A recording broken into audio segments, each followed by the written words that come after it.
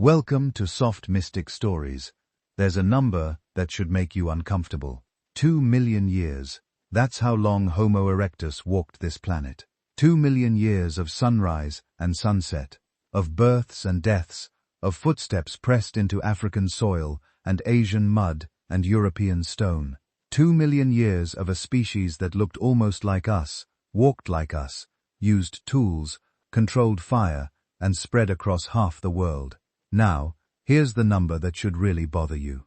300,000 years, maybe less. That's how long we've existed. Homo sapiens, modern humans, us, the species currently reading these words, driving cars, launching satellites, and believing we're the pinnacle of human evolution. We've been here for roughly 15% as long as Homo erectus, 17th of their timeline. A blink in evolutionary terms. Think about that for a second. Really think about it. Your ancestors, the ones who looked basically human from the neck down, who stood upright and walked on 2 legs just like you, who made sophisticated tools and cooked their food over fires they controlled. They lasted 10 times longer than we have. 10 times. They survived ice ages, volcanic winters, climate shifts that would make our current global warming look like a mild temperature fluctuation. They watched continents drift, species rise and fall, entire ecosystems transform and collapse and rebuild. We've been around for maybe 300,000 years. Civilization, the thing we're most proud of, only goes back about 12,000 years. Writing, which lets you read this right now, that's only 5,000 years old. The Industrial Revolution that changed everything about how humans live, that happened 200 years ago. The Internet, that connects billions of us, that's been widespread for what, 30 years.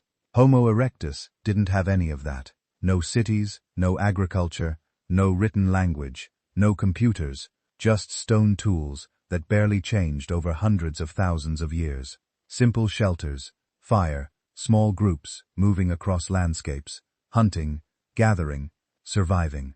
And they did it for 2 million years. If you're listening to this to fall asleep, perfect, because I want you drifting off, thinking about deep time, about the vastness of prehistory, about the species that came before us and lasted so much longer than we probably will.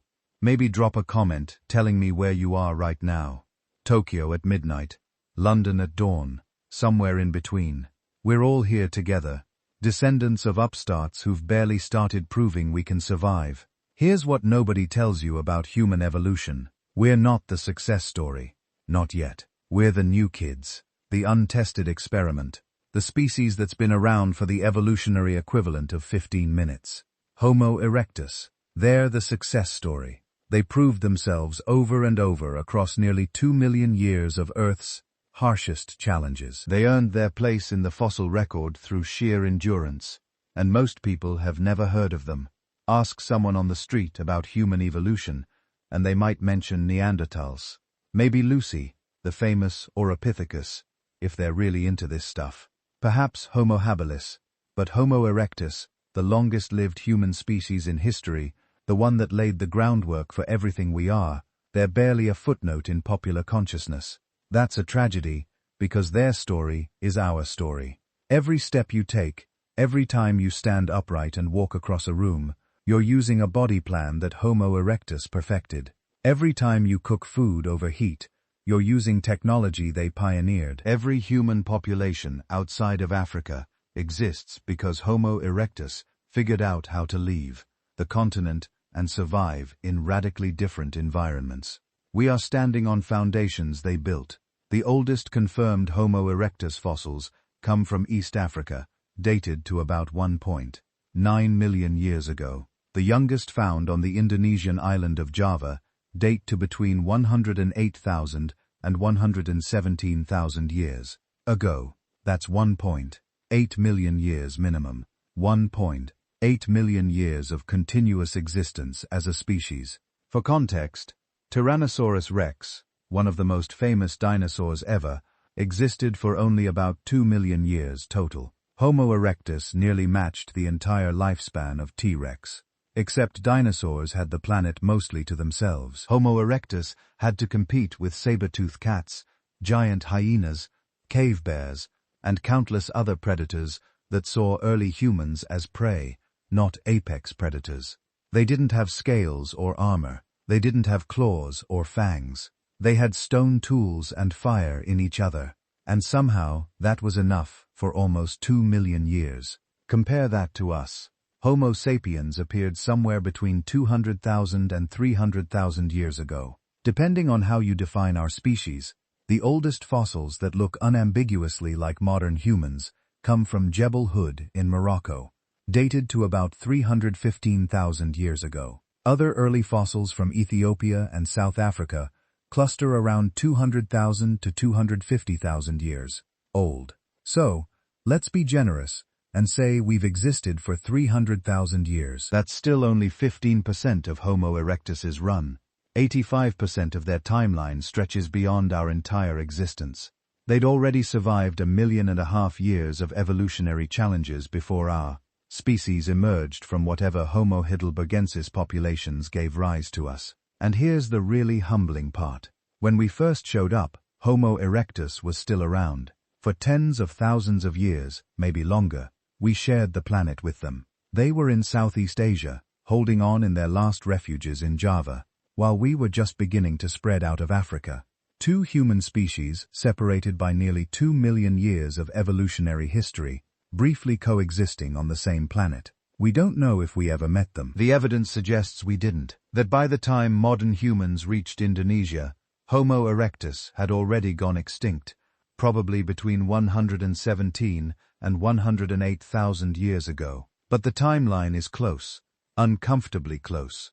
It's possible that somewhere at some point, a group of Homo sapiens encountered the last surviving members of humanity's longest-lived species. If that meeting happened, the Homo sapiens would have been looking at their own deep past, at the species that had pioneered nearly everything that made humans human. Upright walking, long-distance traveling, fire control, sophisticated hunting, social cooperation, all of it came from Homo erectus first, and the Homo erectus. If they had enough cognitive capacity to understand what they were seeing, the species that would spread across every continent, that would develop language and art and technology that would have seemed like magic, the species that would last maybe a tenth as long as they did before destroying itself, or evolving into something else entirely. But would they have recognized us as related? Would we have seemed like kin, or like dangerous strangers? Would there have been violence, or curiosity, or just mutual avoidance? We'll never know. The moment, if it happened at all, left no trace in the archaeological record. What we do know is this: Homo erectus mastered survival in a way we haven't proven we can match. They lived through the place, a geological epoch defined by repeated glacial cycles. Ice ages came and went, global temperatures swung wildly, sea levels rose and fell by hundreds of feet. Entire ecosystems migrated, transformed, disappeared. They didn't adapt by evolving rapidly into new forms. That's not what made them successful. They adapted by being flexible within their existing body plan and behavioral repertoire. When forests shrank, they hunted on grasslands. When ice sheets advanced, they moved south or found sheltered valleys. When prey animals migrated, they followed. When one food source disappeared, they exploited another. This is the opposite of what we do.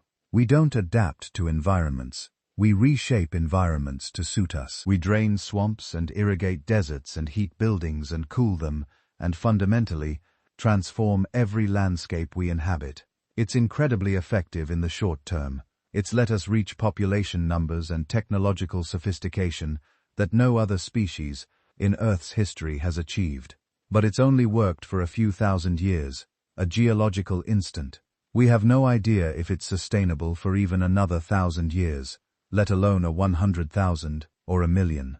Homo erectus's approach, living within environmental limits and adapting behaviorally, rather than transforming everything. That approach worked for nearly 2 million years. Ours has worked for maybe 10,000 years of settled civilization. And already, we're seeing stress fractures everywhere.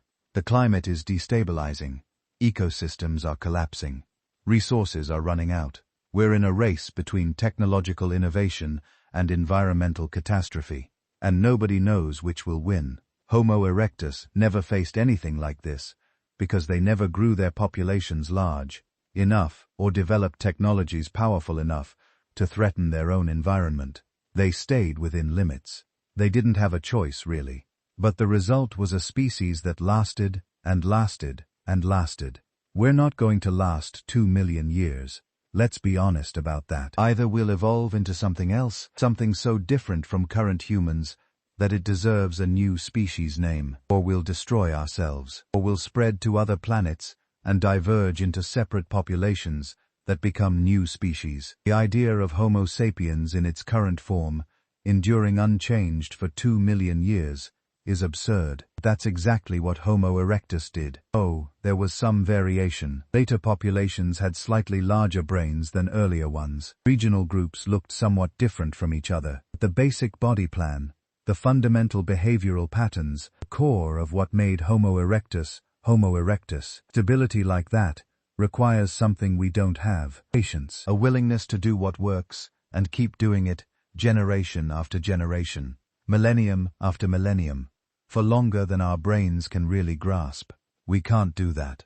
We're the innovative species, the creative one, the one that's never satisfied with how things are and always pushing for something new. That drive has taken us to the moon and built the internet and cured diseases and created art that moves the soul. It's also driven us to the brink of climate catastrophe in less than 200 years of industrial activity. Innovation cuts both ways. So tonight, as you drift towards sleep, I want you to think about this. We're the flashy one, the attention-grabbing one, the species that does amazing things very quickly. But Homo erectus are ancient predecessors, with their patient, conservative, enduring approach to survival. They're the ones who proved that a human species can last. They're the ones who showed it's possible to endure for timescales that dwarf empires and civilizations, and everything we think of as permanent. 2 million years. Hold that number in your mind. Feel how vast it is. Count backward from where we are now. 300,000 years takes us to the very beginning of our species. 600,000 years takes us back twice our entire existence. Go back 2 million years, and you're looking at a world we can barely imagine. A world without us, without Neanderthals, without any of the close relatives we think of as human. A world where Homo erectus was just beginning to make their mark. They had no way of knowing how long they'd last.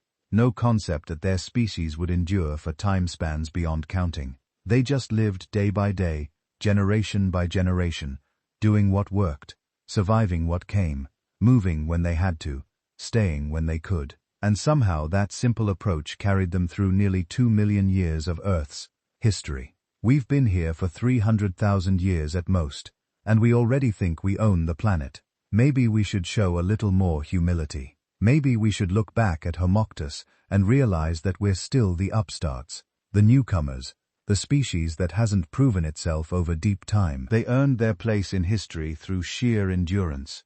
We're still writing our chapter, and the ending is far from certain. Look down at your legs right now. Notice how long they are relative to your torso. Notice how your knees lock when you stand, how your feet are arched and springy, how your entire skeleton is arranged vertically from your head down through your spine to your pelvis to your feet. This isn't just how you happen to look. This is engineering, specific, purposeful evolutionary engineering that took millions of years to perfect. And it was Homo erectus who perfected it first. Before Homo erectus, human ancestors were transitional creatures. Australopithecus, like Lucy, walked upright. Yes, but they were still built for climbing. Their arms were long relative to their legs. Their fingers were curved for grasping branches. Their shoulders and upper bodies retained the powerful musculature of tree-dwelling apes. They could walk, but they were most at home in the trees, or at least never far from them. Homo habilis, the species that came right before Homo erectus, was slightly more committed to ground living, but still showed those ape-like proportions. Shorter legs, longer arms, a body that said, "I'm not entirely sure about this whole walking thing yet." Then Homo erectus appeared, and everything changed. For the first time in the human lineage, We have a species that looks recognizably human from the neck down. The proportions are right. The engineering is right. The commitment to a fully terrestrial, fully bipedal lifestyle is absolute and irreversible. We know this because of a skeleton found in Kenya in 1984. The Nario boy, also called Turkana boy, is one of the most complete early human skeletons ever discovered. Dating to about 1.6 million years ago, this adolescent male was somewhere between 8 and 11 years old when he died. His bones were buried quickly in the sediment of an ancient marsh, protected from scavengers and weathering, and they stayed there for over 1.5 million years until paleontologists found them. When they assembled the skeleton, they were looking at something remarkable. This wasn't an ape-like creature experimenting with walking upright. This was an efficient, committed, permanent biped. The Nario boy stood about 5'3" tall, but he wasn't fully grown. Estimates suggest he would have reached somewhere between 5'4" and 6'1" as an adult. That's human height. That's us. His legs were long and slender, built for efficient striding across open ground. His femurs, the thigh bones, angled inward slightly, so his knees were closer together than his hips. The exact configuration modern humans use to walk efficiently, without swaying side to side, with each step. His pelvis was narrow, designed for walking, not childbirth, which is why Homo erectus females probably had a much harder time giving birth than earlier species with wider pelvises. His feet, we can infer from other Homo erectus fossils and from footprints found in Kenya, were fully modern, with a big toe aligned with the other toes instead of jutting out to the side, like a thumb for grasping branches. Feet designed not for climbing, but for walking and running mile after mile across varied terrain. His arms were proportionally shorter than any previous human ancestor, hanging down to roughly the same relative length as yours. He couldn't break. He ate efficiently through trees anymore. He couldn't hang by one arm while reaching for fruit with the other. Those abilities were gone, traded away for a body optimized for something else entirely. Walking, long distances, efficient, sustainable walking across open landscapes. Even his rib cage was different. Earlier, human ancestors had funnel-shaped rib cages, wide at the top and narrow at the bottom, like apes. This makes sense for creatures who move on all fours or spend time in trees because it positions the center of mass differently and provides strong attachment points for powerful arms. But the Nario boy had a barrel-shaped rib cage, cylindrical, more like modern humans. This is the rib cage of an obligate biped, a creature that walks upright all the time and needs different internal arrangements to make that work. His spine showed the characteristic curves of a committed walker. That shaped curve you can feel running down your back. That's not just for show. It's a shock absorber, a spring, a carefully evolved adaptation that lets you walk for hours without your brain rattling around in your skull with every footstep. Chimps don't have that. Gorillas don't have that. Earlier human ancestors had only partial versions of it. The Nario boy had the full package. This body plan represents a profound commitment. Once you evolve legs this long and arms this short, once you reshape your pelvis and ribcage and spine for upright walking, there's no going back. You can't return to the trees. You can't knuckle walk like a chimp. You're stuck on the ground, committed to bipedalism, whether you like it or not. That's a dangerous evolutionary bet. Ground-dwelling primates are vulnerable. They can't escape predators by climbing. They can't access food resources in the canopy. They're exposed to weather, to temperature extremes, to every danger that comes with living on the open ground. Earlier, human ancestors hedged their bets, keeping one foot in the trees, so to speak. And it worked. It worked for nearly 2 million years, across 3 continents, and countless different environments. That body plan, the one they pioneered, became the template for every human species that followed. Neanderthals had it. Denisovans had it. Homo hiensis had it. We have it. Stand up right now and feel how your body is arranged. That's Homo erectus's legacy in your very bones. But the body plan wasn't just about walking efficiently. It was about walking far, really far. Their body proportions, especially those long legs, suggest they could walk for hours without excessive energy expenditure. They could cover ground at a steady, sustainable pace, moving with their herds, following seasonal resources, exploring new territories. This is what enabled their spread out of Africa. You can't colonize Asia and Europe by walking a few miles a day and then getting tired. You need endurance. You need a body that can keep moving day after day across hundreds and eventually thousands of miles. Homo erectus had that body. Their predecessors didn't. Their posture was fully upright, which reduced the amount of body surface area exposed to direct sunlight during the hottest parts of the day. When you walk on all fours or in a hunched position, your entire back gets blasted by overhead sun. Everything else is shielded. In the hot, open environments where Homo erectus evolved, this was a significant advantage. But there's more. That upright posture freed their hands completely. Earlier hominins had hands free while walking upright. True, but they still needed them occasionally for balance or for climbing. Homo erectus never needed their hands for locomotion. Not ever. Their hands were free 100% of the time to carry things, manipulate tools, gesture, interact with their environment in ways no previous species could match. This might have been the real revolution. Not just walking upright, which several earlier species did, but walking upright so efficiently and permanently that your hands became purely manipulative organs, completely divorced from locomotion. You could carry food back to camp. You could carry tools to butchery sites. You could carry infants who couldn't may. Hazardni, wherein Tecum's species was probably beginning to lose. You could carry fire. Their skulls show an interesting mix of primitive and modern features. The brain case was larger than earlier species, ranging from about 600 to over 1,000 centimeters, depending on the individual and the time period. That's still smaller than the modern human average of 300 centimeters, but it's substantially larger than Homo habilis, and massively larger than Australopithecus. But the skull was also elongated and low, with thick bone and prominent brow ridges jutting out over the eyes.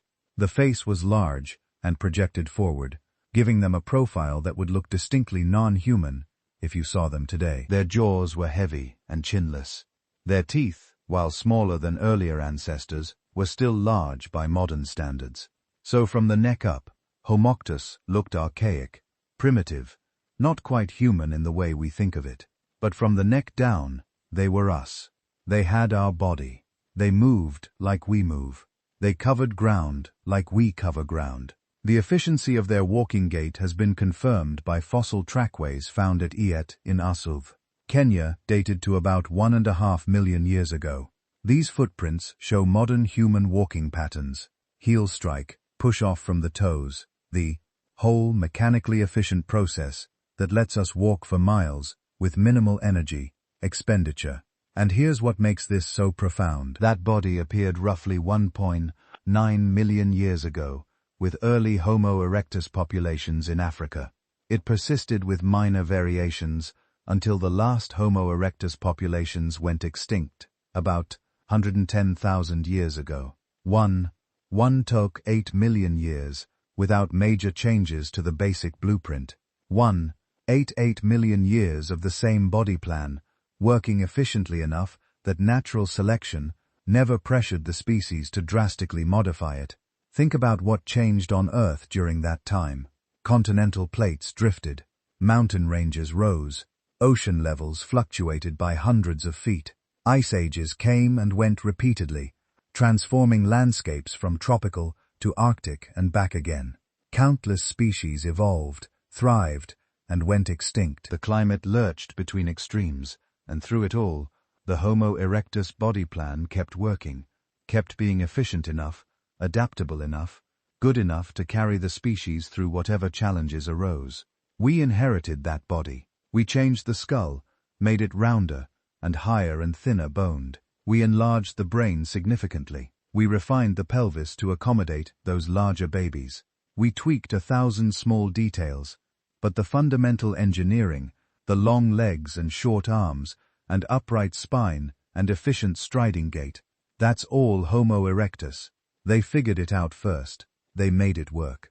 And every human who's walked since has been using their design. The next time you go for a walk, really pay attention to how your body moves.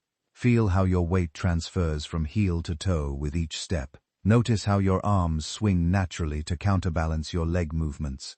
Feel how little effort it takes to maintain a steady walking pace once you find your rhythm. Feel how many miles you could cover.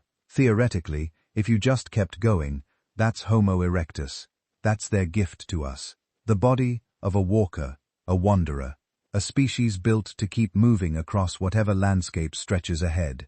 They proved that this design works.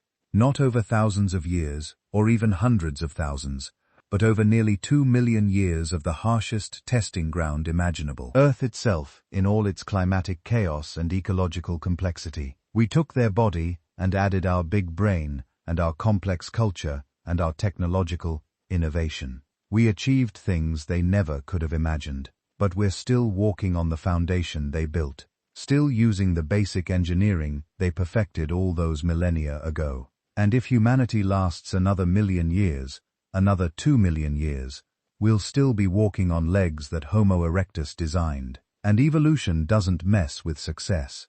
For millions of years, the human story took place entirely in Africa. Australopithecus evolved there. Homo habilis emerged there. Early Homo erectus appeared there. Africa was the cradle, the laboratory, the only place on Earth where anything resembling a human existed. And then about 1.8 to 2 million years ago, something unprecedented happened. Humans left. Not all of them, not even most of them, but some populations of Homo erectus began moving north, following the Rift Valley, up through East Africa, pushing into regions that no hominin had ever explored. They crossed into the Middle East. They kept going, and within a few 100,000 years, human footprints were scattered across a geographical range that would have seemed impossible for any previous hominin species. This wasn't a migration in the sense we usually think of it. Nobody packed up and decided to move to Asia. There were no leaders saying, let's explore new continents. What happened was more gradual, more organic, more inevitable. Populations grew, groups split. Some moved a little farther than their parents had. Over generations, over thousands of years, the expansion was almost imperceptible. But the cumulative effect was staggering. The oldest confirmed Homo erectus fossils outside Africa come from Domini in the Republic of Generations, in the Caucasus region, between the Black Sea and the Caspian Sea. These fossils, discovered starting in the early 1990s, date to about 1.88 million years ago. When paleontologists excavated the site, they found not one or two individuals, but remains from at least 5 different Homo erectus, along with thousands of stone tools and butchered animal bones. The demon hominins were not physically impressive. They were short, between about 4'10" and 5'5" tall. Their brains were small, ranging from about 600 to 750 centimeters, only about half the size of a modern human brain. They looked in many ways more primitive than the African Homo erectus populations they descended from. And yet, here they were, 1,800 miles from the nearest African Homo erectus sites, living successfully in a completely different environment. This tells us something important. You didn't need to be particularly big or particularly smart to leave Africa. You just needed to be adaptable. The Domini population lived in a region with cold winters, something their African ancestors had never experienced. And they survived. Not just survived, but apparently thrived, based on the number of remains found at the site, and the evidence of repeated occupation over thousands of years. From Georgia, Homo erectus populations continued spreading east into Asia, where they would eventually reach China and Indonesia, west into Europe. Though these populations are less well documented and might represent later waves of migration, the speed of this expansion is difficult to determine, precisely because the fossil record is so fragmentary. But within a few 100,000 years of leaving Africa, Homo erectus had reached Southeast Asia. Fossils from Java, Indonesia, date to about 1.6 million years ago. That means the journey from East Africa to Indonesia, a distance of roughly 7,000 meters, happened in maybe 200,000 years. Sounds slow. 200,000 years to cover 7,000 meters. But do the math. That's an average expansion rate of about 35 meters per 1,000 years. Less than 200 feet per year. One step forward every few days, metaphorically speaking, and you cross an entire continent. Nobody was consciously migrating. Groups were just living their lives, having children, splitting when populations got too large, moving to new territories when resources ran low or conflicts arose. But the cumulative effect viewed from our perspective, millions of years later, looks like an inexorable wave spreading across the old world, from Africa to the Middle East, to the Caucasus, to Central Asia, to East Asia, to Southeast Asia. Thousands of miles, dozens of different environments, countless obstacles overcome. What enabled this expansion? Start with the body. Those long legs we talked about, that efficient walking gait, that's what gave Homo erectus the range to explore. They could walk farther in a day than any previous hominin. They could cover ground without exhausting themselves. A walking range of 10 or 15 meters per day, which is well within Homo erectus capabilities based on their skeletal structure, means new territories could be reached quickly in evolutionary terms. But the body alone wasn't enough. They needed dietary flexibility. Homo erectus was more carnivorous than earlier hominins, based on analysis of their teeth and tools and the animal bones found at their sites. But they weren't obligate carnivores. They could eat plants, tubers, nuts, fruits, whatever was available. This omnivorous flexibility meant they could survive in environments where their preferred food sources weren't available. If large game was scarce, they could fall back on plant foods. If plants were seasonal, they could focus on hunting. This dietary adaptability was crucial because the environments they were moving into were nothing like the African landscapes where they evolved. The open woodlands and savas of East Africa, with their predictable resources and familiar species, those were gone once Homo erectus crossed out of the continent. In the Middle East, they encountered deserts and arid grasslands. In the Caucasus, seasonal extremes and cold winters. In East Asia, temperate forests and monsoonal climates. In Southeast Asia, tropical rainforests and island environments. Each of these regions required behavioral flexibility.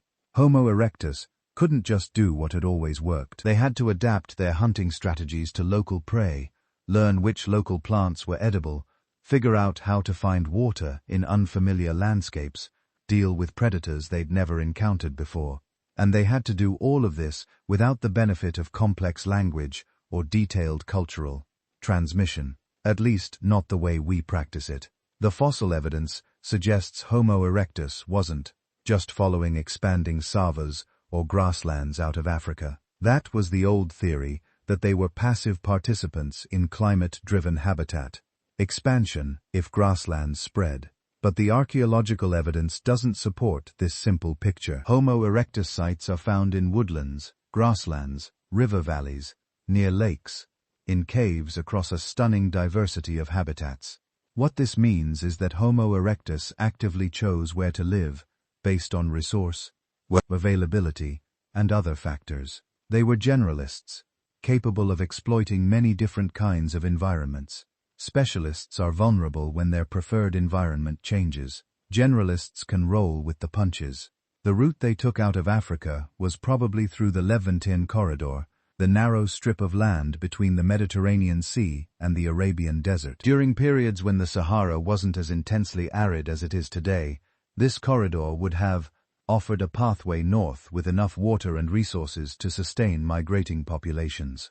From there, groups could have moved into the Caucasus region, where the Damani population represents one early successful colony. Other groups might have taken an eastern route, following the coast of the Red Sea and Arabian Peninsula into southern Asia. This southern route hypothesis is harder to confirm because many of the archaeological sites from this pathway are now underwater, submerged by rising sea levels over the past million years. But it would explain how Homo erectus reached Southeast Asia so relatively quickly. Once in Asia, the populations began to differentiate. The Asian Homo erectus, sometimes classified as Homo erectus sensto, distinguished them from African populations, developed some distinct features. They tended to have thicker skull bones, more pronounced brow ridges, and certain dental characteristics that marked them as separate from their African cousins, but they were still recognizably Homo erectus, still part of the same broadly defined species. In Java, Homo erectus found an environment that would sustain them for over 1 million years. The island during the Pleistocene was connected to mainland Asia during periods of low sea level, allowing land animals, including humans, to colonize it. During high sea level stands, Java became isolated, and the Homo erectus populations there evolved in relative isolation. This led to the latest surviving Homo erectus populations, the ones from Angandong, that lasted until around 110,000 years ago. In China, Homo erectus sites like Zhukudian, near Beijing, show evidence of repeated occupation over hundreds of thousands of years. The famous Peking man fossils from this site, dated to between 700,000 and 300,000 years ago, represent middle period Homo erectus populations that had been in Asia for 1 million years by that point. They were making tools, probably using fire, hunting local deer and other game, and successfully surviving in a temperate climate with cold winters. The European situation is murkier. Some fossils from Spain and Italy that are about 1 million years old might represent Homo erectus populations that moved west from the Middle East. But many researchers think these European specimens are actually an earlier form of Homo heidelbergensis, a descendant species of Homo erectus. The taxonomy gets complicated here, with different experts drawing the species boundaries in different places. What's clear is that humans of some kind were in southern Europe by at least 1 million years ago, and they got there by way of Homo erectus migrations. What's remarkable about this expansion is not just the distance covered, but the permanence of it.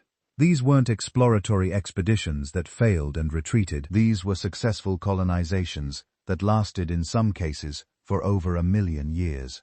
The Asian Homo erectus populations didn't die out after a few generations and get replaced by new waves from Africa. They persisted, adapted, and became distinct regional populations while still remaining part of the broader Homo erectus species. This was the first time in human evolution that our lineage became a multi-continental presence. For millions of years, human ancestors had been African species confined to a single continent, evolving in a relatively limited range of environments. Homo erectus shattered that limitation. They proved that humans could survive anywhere, not just in the specific African ecosystems where the lineage evolved. Every human migration that followed, every subsequent spread of human species into new territories was built on the foundation Homo erectus established. When Homo heidelbergensis began, moved into Europe and Western Asia, they were following routes Homo erectus had already pioneered. When Neanderthals adapted to Ice Age Europe, they were refining survival strategies Homo erectus had first developed. When Homo sapiens spread out of Africa in our Great Migration, beginning around 70,000 years ago, we were walking paths that had been walked before. And here's what should give us pause. Homo erectus did all of this with stone tools that barely changed over hundreds of thousands of years. With brains smaller than ours, without complex language, as far as we can tell, without writing or maps, or any way of recording where they'd been or what they'd learned, except through direct demonstration and observation. They navigated by memory and experience and instinct. They adapted through trial and error and behavioral flexibility. And it worked. For nearly 2 million years, it worked. The Great Escape from Africa wasn't a one-time event. It was a process that continued waves of expansion and colonization and adaptation that carried humanity out into the world and established us as a genuinely global lineage for the first time in our evolutionary history. We're still living with the consequences of what Homo erectus began. The fact that humans live on every continent, the fact that we're found in every climate zone from Arctic to tropical, the fact that human populations show regional variations in appearance while still being part of the same species. All of that traces back to Homo erectus, leaving Africa and proving that humans could make it anywhere. they opened the door. Every human species after them walked through it, and we're still walking through it today. Imagine you're living 2 million years ago in East Africa. You're Homo erectus, standing upright in the tall grass, scanning the landscape for food and danger. The sun is setting, and you know what comes with darkness. Predators, saber-toothed cats, giant hyenas, leopards, all of them hunting in the twilight and the dark. Your eyes aren't built for night vision. You can't see them coming until it's too late. You're vulnerable, exposed, just another piece of meat in an ecosystem full of creatures, stronger and faster and better armed than you. Then someone in your group does something that will change everything. They pick up a smoldering branch from a lightning-struck tree, something that's been burning naturally, and they bring it back to camp. They feed it, they keep it alive, and suddenly, for the first time in the history of your lineage, you have power over darkness itself. Fire was the first truly transformative technology in human history. Not the first tool, we'll get to stone tools in a moment, but the first technology that fundamentally altered what it meant to be human. With fire, Homo erectus stopped being just another primate trying to survive, and became something new, something that could reshape their environment, extend their day into the night, and protect themselves from predators that had terrorized primates for millions of years. The evidence for Homo erectus using fire goes back at least 1 million years, possibly earlier. At Wonderwork Cave in South Africa, researchers have found burned bones and plant material dating to about 1 million years ago, deep inside the cave where natural wildfires wouldn't have reached. This is strong evidence for controlled fire, for humans deliberately bringing fire into their living spaces and maintaining it. At other sites across Africa and Asia, the evidence accumulates: burned earth, charcoal deposits, bones that have been heated to specific temperatures consistent with cooking rather than wildfire exposure, heat-treated stones that show signs of being deliberately heated to improve their flaking properties for tool-making. The pattern is clear. Homo erectus had mastered fire, not everywhere and not all at once, but progressively across hundreds of thousands of years. But here's the crucial distinction. Using fire and making fire are two different things. Evidence suggests Homo erectus could use fire for a very long time, maybe 1 million years or more, but they might not have been able to create it on demand until much later, perhaps not until a few 100,000 years ago. Instead, they likely collected fire from natural sources, lightning strikes, and volcanic eruptions, and smoldering trees, and then maintained those fires for as long as possible. Think about what this means practically. You can't let the fire go out. Someone has to tend it constantly, feeding it fuel, protecting it from rain, keeping it alive day and night, because you don't know when you've found another natural fire to capture. This requires cooperation, planning, a division of labor. Someone hunts while someone else guards the fire. Someone gathers wood while someone else keeps watch. Fire maintenance became a social activity, a shared responsibility that bound groups together. And the benefits were enormous. Fire provided warmth, allowing Homo erectus to survive in colder climates they couldn't have otherwise inhabited. Remember those populations in the Caucasus in Georgia dealing with winters? Fire made that possible. Without it, they would have frozen. Fire provided light, extending the useful day into the evening hours. The tyranny of the sun's schedule was broken. Fire provided protection. Most predators are terrified of fire. A well-maintained fire at the entrance to a cave or around a campsite would keep away the saber-toothed cats and hyenas and other nighttime hunters. For the first time in evolutionary history, humans could sleep on the ground relatively safely. They didn't need to retreat to trees or caves. They had their own portable zone of safety, and fire provided cooking. This might have been the most revolutionary benefit of all. Some cooked food is easier to digest than raw food. It's safer, killing parasites and bacteria. It releases more calories from meat and makes tough plant materials edible. Some researchers believe that cooking, enabled by fire, was what allowed the human brain to grow larger over evolutionary time. Big brains are metabolically expensive, requiring lots of energy. Cooked food provides more net energy than raw food, potentially freeing up calories for brain development. Whether or not cooking directly caused brain expansion, it certainly changed the Homo erectus diet and lifestyle. They could exploit food resources their ancestors couldn't. They could survive in places where raw food alone wouldn't provide enough nutrition. Fire, more than any other single technology, expanded the range of environments humans could inhabit. But Homo erectus wasn't just sitting around tending fires. They were also making tools.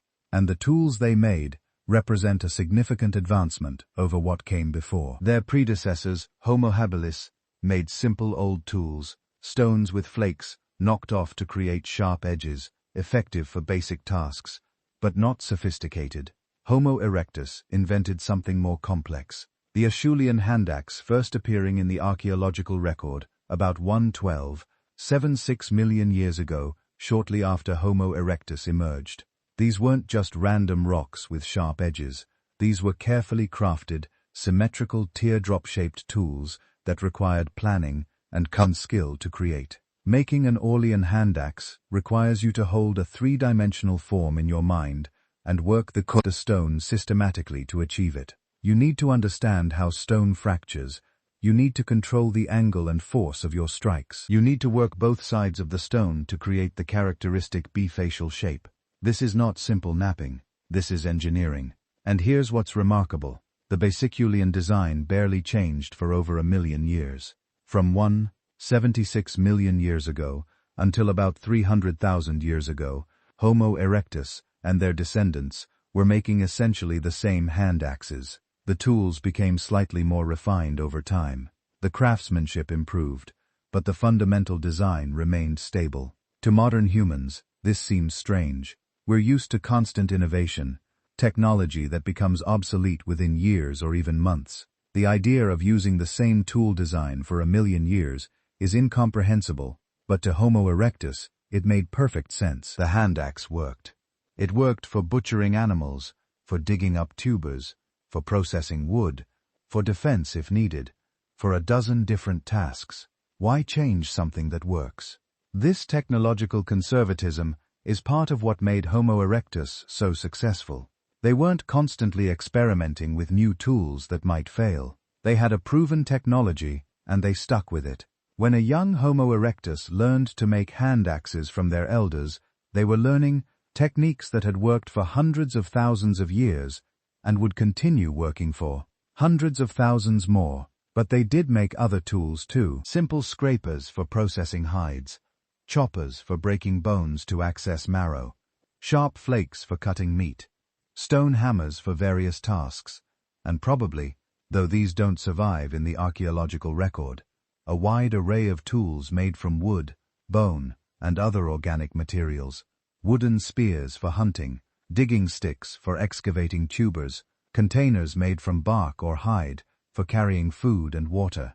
One of the only wooden implements we have from this period is a 400,000-year-old spear from Schöningen, Germany, made by either late Homo erectus or early Homo heidelbergensis. But this spear is so sophisticated, so well crafted and balanced, that it implies a long tradition of wooden tool-making stretching back hundreds of thousands of years earlier. Homo erectus was probably making wooden tools from very early in their evolutionary history. We just can't prove it, because wood doesn't survive for millions of years. The combination of fire and tools gave Homo erectus capabilities that transformed their relationship with the environment. They could hunt more effectively with spears and hand axes. They could process animal carcasses more efficiently. They could cook the meat for maximum nutritional benefit. They could gather plant foods year-round, using fire to make tough tubers edible. They could defend territory and drive off competitors. This technological foundation also enabled cumulative culture. Knowledge could be passed down through generations, not just through genes, but through teaching and learning. A young Homo erectus learned fire maintenance from their parents, learned tool-making from watching and practicing, learned hunting strategies from participating in group hunts. This social transmission of knowledge meant that successful innovations could spread through populations and persist over time. But the pace of innovation was slow. glacially slow by our standards. That million-year stability of the Acheulean hand-axe tradition isn't a failure of creativity. It's evidence that Homo erectus had found solutions that worked well enough that there was no strong pressure to change them. In a way, this is the purest form of appropriate technology, tools that match the needs of the users so well that they remain relevant for geological time periods. Some researchers think Homo erectus might have been cognitively limited compared to later humans, that they couldn't innovate rapidly because they lacked the mental capacity. But this interpretation might be unfair. Rapid innovation isn't always adaptive. In stable environments with proven technologies, conservatism can be more successful than constant experimentation. Homo erectus's slow rate of technological change might reflect not cognitive limitation, but adaptive wisdom. After all, they survived nearly 2 million years with these technologies. We've had rapidly changing technology for maybe 10,000 years, and it's already causing planet-wide problems we might not survive. Which approach is actually superior in evolutionary terms? The jury is still out. What we can say definitively is that Homo erectus established the technological foundation that all subsequent human species built upon. Fire maintenance, sophisticated stone tools, wooden implements. These became the baseline. Homo sapiens took them even further, adding complex composite tools and eventually transitioning through countless innovations to the technological civilization we have today. But the foundation, the core technologies that made humans technological creatures in the first place, those came from Homo erectus. They figured out how to control fire, how to make reliable tools, how to use technology to expand their ecological niche. They proved that humans could be not just tool users, which many animals are, but tool makers and tool refiners and tool teachers, passing knowledge across generations in an accumulating tradition. Every time you light a stove or a candle or a campfire, you're using technology that Homo erectus pioneered. Every time you cut something with a knife, you're benefiting from their innovation of crafted stone edges. Every time you cook food, you're following a practice that began over 1 million years ago with small groups of early humans keeping fires alive through African nights.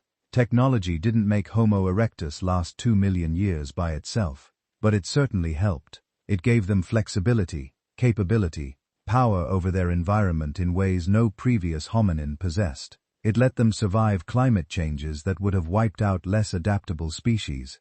It enabled their spread across continents and their persistence through countless environmental challenges. We are a technological species, arguably the defining technological species in Earth's history. But we're not the first. Homo erectus claimed that title. They showed that humans could be makers and innovators, not just survivors, but shapers of their own destiny through the tools they created and the knowledge they passed down. That's a legacy worth remembering. That's a foundation worth honoring, because everything we've built since, all of our achievements, and all of our technology, it all starts with fire in the darkness, and force on a stone shaped by skilled hands, nearly 2 million years ago.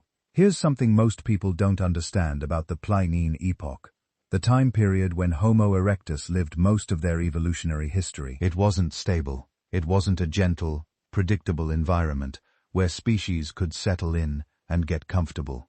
The Pliocene, lasting from about 2.6 million years ago until 11,700 years ago, was characterized by one word: chaos.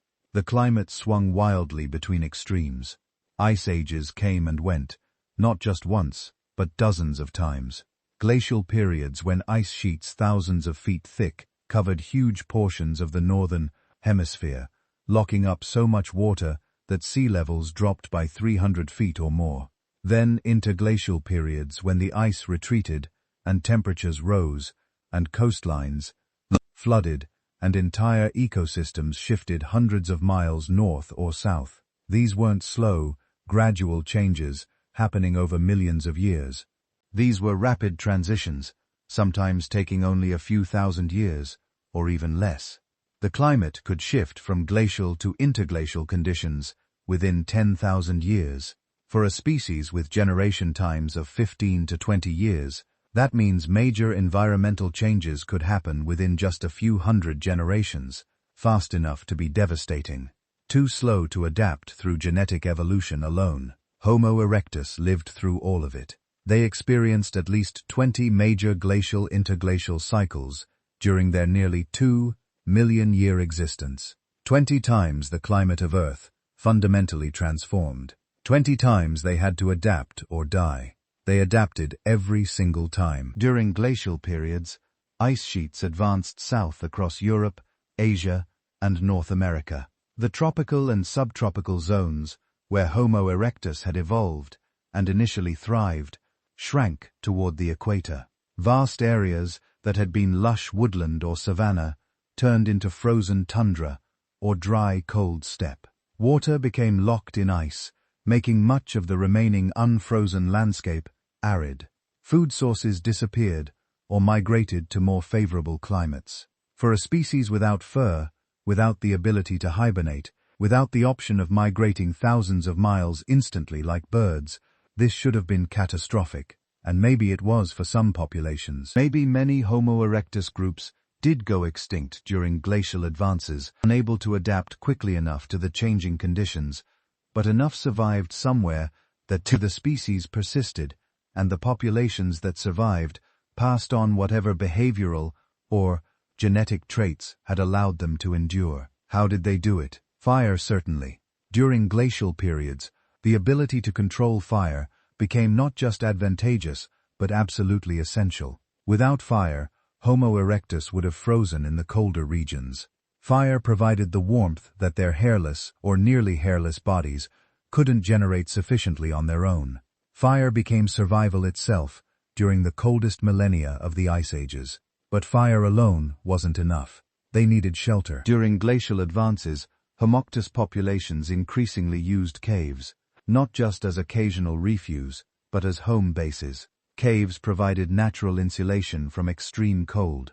Combined with fire, a cave could be kept warm enough for humans to survive even brutal winters. Archaeological sites from glacial periods show evidence of repeated cave occupation, layers of ash, and tools and bones accumulating over thousands of years as generation after generation used the same shelters. They also needed clothing, though proving this archaeologically is nearly impossible since fabric and hide don't moult and preserve for hundreds of thousands of years. But it's hard to imagine Homo erectus surviving glacial Europe or Asia without some form of body covering. They probably used animal skins scraped clean with stone tools and worn as simple wraps or cloaks. Nothing sophisticated, nothing tailored, but enough to provide an extra layer of insulation against the cold. And they needed social cooperation. A lone Homo erectus wouldn't survive a glacial winter, but a group working together to maintain fire, sharing warmth, protecting each other from predators and the elements, they had a chance. The ice ages probably reinforced social bonds, made cooperation not just beneficial, but mandatory. Groups that worked well together survived. During interglacial periods, different challenges arose. As temperatures warmed and ice sheets retreated, sea levels rose dramatically. Coastlines that had been dry land for tens of thousands of years flooded. Populations living in low-lying areas had to move inland or perish. The comfortable caves used during glacial periods might become flooded or too warm. Different prey animals returned to regions they'd abandoned during the cold. Plant communities shifted. For a conservative species like Homo erectus, these transitions must have been difficult. They weren't innovators constantly creating new tools and strategies. They relied on proven methods, traditional approaches that had worked for their ancestors. When the environment changed, they had to adapt those traditional methods to new circumstances or develop new approaches, and both options ran counter to their general behavioral conservatism. Yet, they succeeded. How? Probably through the same trait that had allowed them to spread across 3 continents in the first place: ecological flexibility. Homo erectus wasn't specialized for any particular environment. They weren't obligate carnivores who would starve if prey disappeared. They weren't specialists who could only survive in specific habitats. They were generalists, able to eat many different foods, live in various environments, adjust their behavior to match circumstances. During cold periods, they probably relied more heavily on hunting because plant foods were scarce. During warm periods, they could exploit a wider variety of plant resources. When large game was unavailable, they could scavenge or hunt smaller animals or focus on gathering. This dietary flexibility meant that even as ecosystems transformed around them, Homo erectus could usually find something to eat. But the climate catastrophes weren't limited to glacial-interglacial cycles. The Pliene also saw massive volcanic eruptions that affected global climate for years, or even decades at a time. The Toba supervolcano in Indonesia erupted about 74,000 years ago, long after most Homo erectus populations had gone extinct. But while the last populations in Java were still hanging on, the eruption ejected so much ash and sulfur dioxide into the atmosphere that it caused a volcanic winter lasting several years, with global temperatures dropping by several degrees. Earlier eruptions during Homo erectus's long tenure would have had similar effects. Sudden drops in temperature, failed growing seasons, disrupted ecosystems. These events could strike during either glacial or interglacial periods, adding unpredictable catastrophes to the regular climate cycles. And yet, Homo erectus populations, somewhere, always survived. There's also evidence for rapid climate oscillations within longer-term cycles. The climate didn't smoothly transition from glacial to interglacial and back. It stuttered and jumped, sometimes warming rapidly only to crash back into cold conditions within centuries. These abrupt changes, called Dangard-Oeschger events, happened repeatedly throughout the Pliene. Each one represented a potential extinction crisis for species unable to adapt quickly. Homo erectus somehow rode out dozens of these events over their long history. They probably did so by maintaining flexible behaviors and diverse population structure. Groups in different regions would have faced different immediate challenges. When one region became uninhabitable, populations could contract to more favorable areas. When conditions improved, they could expand again. This constant airborne flow of population ranges, expanding during good times and contracting during bad, allowed the species as a whole to persist even as individual populations rose and fell. The genetic implications of this survival strategy are interesting.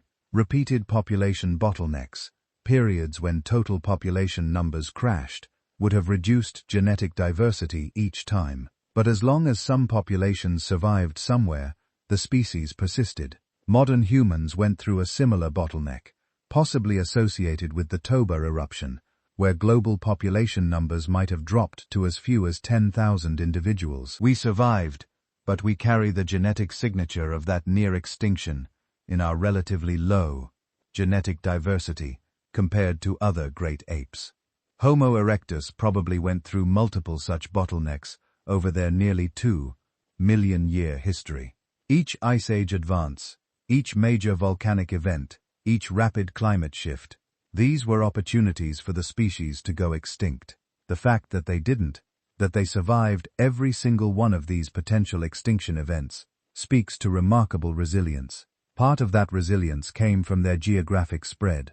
Once Homo erectus had colonized multiple continents, they couldn't all go extinct simultaneously unless something truly planet-wide happened. A climate crisis that devastated African populations might not affect Asian populations as severely. A volcanic winter that made Europe uninhabitable might leave refuse in Southeast Asia.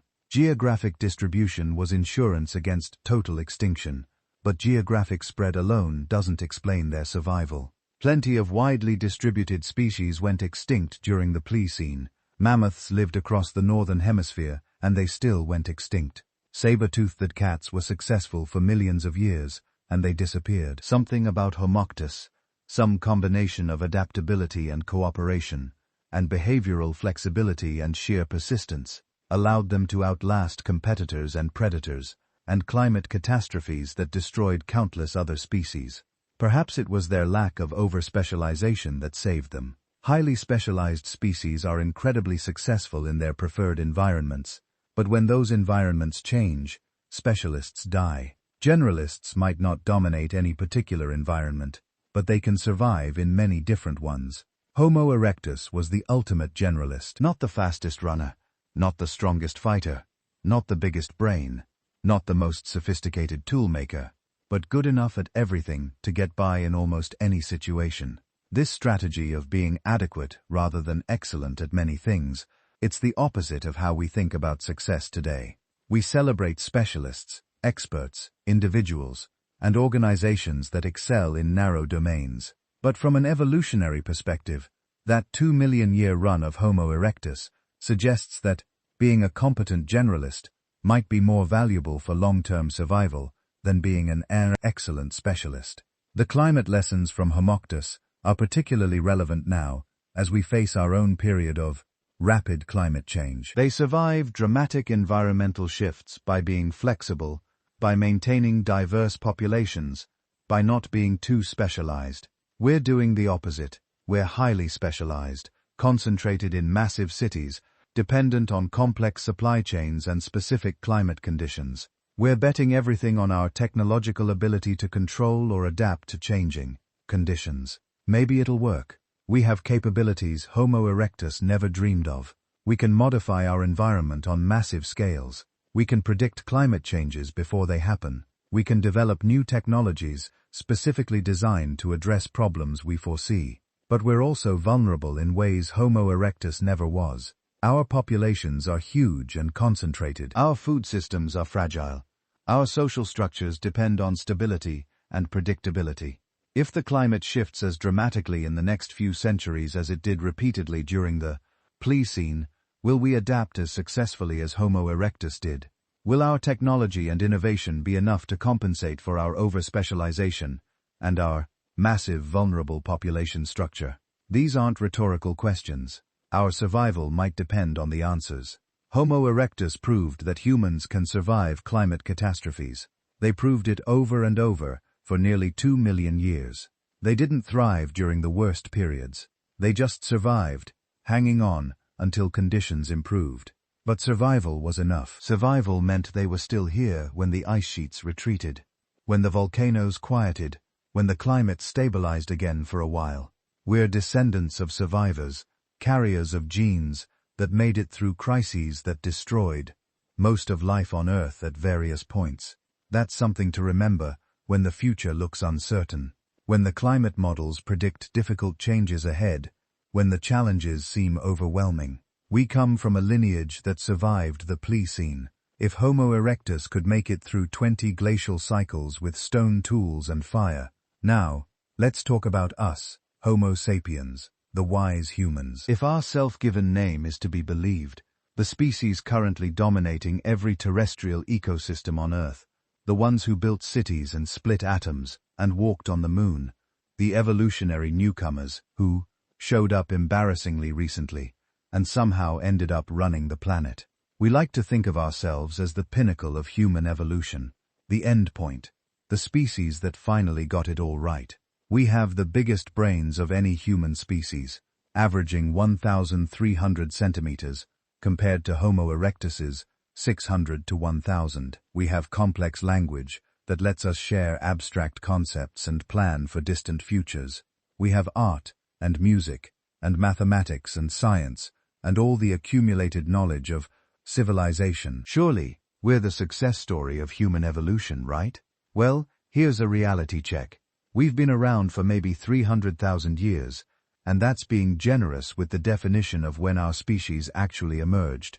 The oldest fossils that look unambiguously like modern Homo sapiens come from Jebel Ehud, Morocco, dated to about 315,000 years ago. Other early specimens from Ethiopia and South Africa range from 200,000 to 260,000 years old. But here's the thing. Those early Homo sapiens didn't look exactly like us. They had larger teeth, more robust facial features, some skull characteristics that seem intermediate between earlier human species and modern populations. Some researchers call them archaic Homo sapiens to distinguish them from fully modern humans. The question of when our species actually emerged depends on where you draw the line between archaic and modern, and different experts draw that line in different places. For the sake of argument, Let's say Homo sapiens has existed for 300,000 years as a distinct species. That's the most generous estimate. 300,000 years versus Homo erectus's 2 million years. We've been here for 15% of their run. We're the upstart species that's existed for less than a fifth as long as our predecessors.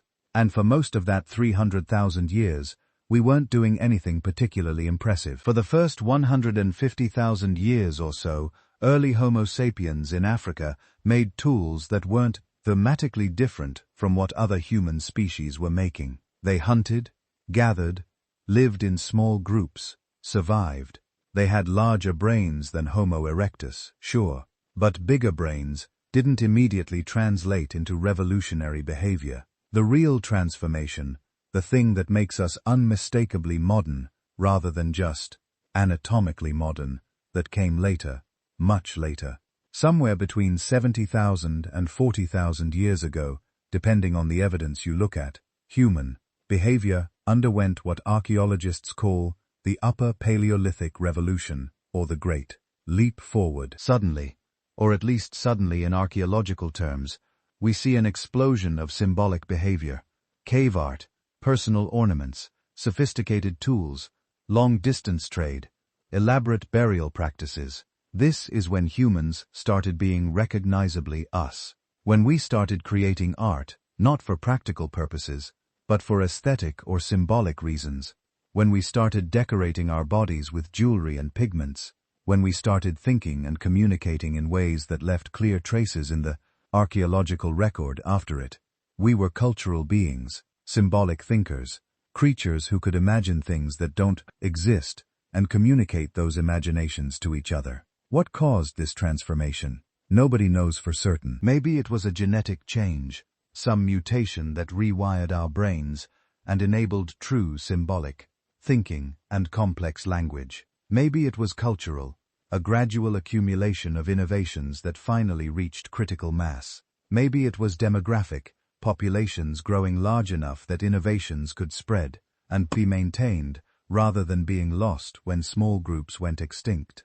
Whatever the cause, it happened relatively recently. If we're being strict about when humans became behaviorally modern, fully capable of everything we do today, we might only go back 70,000 years or so. That's 3.5% of Homo Erectus's timeline. We're not just newcomers, we're the species that showed up 5 minutes ago in evolutionary terms. And yet, in those 300,000 years, and especially in the last 70,000, we've accomplished things that make Homo erectus's achievements look quaint. We spread out of Africa and colonized literally every habitable landmass on Earth. Not just the old world continents that Homo erectus reached, but Australia, which required ocean crossings, the Pacific Islands, which required sophisticated navigation across thousands of miles of open ocean, the Americas, which were empty of humans until we arrived around 15 to 30,000 years ago. We didn't just adapt to existing environments, we transformed them. We developed agriculture about 12,000 years ago, domesticating plants and animals, and fundamentally altering landscapes to suit our needs. We built permanent settlements, then villages, then cities housing millions of people. We invented writing, mathematics, science, technology that would seem like magic to our ancestors from even a few thousand years ago. We split the atom. We walked on the moon. We created artificial intelligence. We're on the verge of editing our own genomes, potentially taking control of our evolutionary future. In 300,000 years, and especially in the last 10,000 years of civilization, we've transformed from just another species of smart ape into something unprecedented in Earth's history. So, which species is more successful? The one that lasted nearly 2 million years, with slowly changing technology and stable populations living within environmental limits, or the one that lasted 15% as long but achieved exponentially more in terms of technological sophistication and planetary impact? The answer depends on how you define success. If success means survival over deep time, Homo erectus wins decisively. They proved their species could endure through geological epochs, through climate catastrophes, through countless challenges. They were the tortoise in the evolutionary race. Slow but steady, reliable, lasting. If success means innovation and achievement, and transforming your environment, we win. We're the hare, fast and flashy, accomplishing in thousands of years what took our predecessors millions. We've achieved things no other species on Earth has even attempted. We've become the dominant planetary force, reshaping ecosystems and climate, and the fundamental composition of the atmosphere. But here's the uncomfortable question. Is our success sustainable? Can we maintain this trajectory for another 200,000 years, let alone 2 million? Or are we burning through resources and destabilizing our environment so rapidly that our success will be self-limiting? Homo Erectus never faced this question, because they never developed technologies powerful enough to threaten their own survival. They lived within limits, not by choice necessarily, but because they had no choice. Their stone tools and fire gave them advantages, but those advantages never scaled to planetary impact. They couldn't overexploit resources to the point of collapse. They couldn't change the climate. They couldn't drive species extinct through overhunting, at least not to any significant degree. We can do all of those things. We have done all of those things. We've driven countless species extinct. We've changed the composition of the atmosphere. We've depleted fisheries and forests and aquifers. We've created pollution that will persist in the environment for thousands of years. And we've done it all in the last few hundred years. An eye-link in evolutionary terms. This is the paradox of human success. Our intelligence and innovation and technology, the things we're most proud of, might be exactly what makes us vulnerable in the long term. Homo erectus was too simple to destroy themselves. Are we too smart to survive? There's another difference worth noting. Homo erectus was probably a single, relatively stable species throughout most of their history. Regional populations developed some variations, yes, but they remained interfertile, part of the same broad species. They didn't speciate into multiple competing human lineages, at least not for most of their existence. Modern humans, by contrast, shared the planet with multiple other human species for much of our early history. When we emerged in Africa around 300,000 years ago, Neanderthals were already established in Europe and Western Asia. Denisovans were in Eastern Asia. Homo erectus was still hanging on in Southeast Asia. Possibly Homo heidelbergensis populations were still around in various regions. Other species like Homo uni and Homo floresiensis existed in Africa and Indonesia, respectively. For tens of thousands of years, possibly over 100,000 years, multiple human species coexisted. By about 40,000 years ago, maybe earlier in some regions, we were alone. Every other human species was gone. Homo sapiens remained. Was this coincidence? Did we outcompete them? Did we interbreed with them until distinct species ceased to exist? Did we directly cause their extinctions through violence or disease? The debate continues, but the correlation is striking. We spread out of Africa, and everywhere we went, other human species disappeared. We know we interbred with some of them. Modern non-African populations carry 1 to 2% Neanderthal DNA. Some populations carry Denisovan DNA as well. So there was some genetic mixing, but ultimately the other species still went extinct. We absorbed some of their genes, but we eliminated them as distinct populations. This is another uncomfortable aspect of our success. We might be the human species that succeeded by being the only one left, not necessarily through superior adaptation, but through superior competition, or aggression, or fertility, or disease resistance, or pure dumb luck. We survived while everyone else died. Is that really something to be proud of? Homo erectus never eliminated other human species. They coexisted with Homo habilis for hundreds of thousands of years in Africa.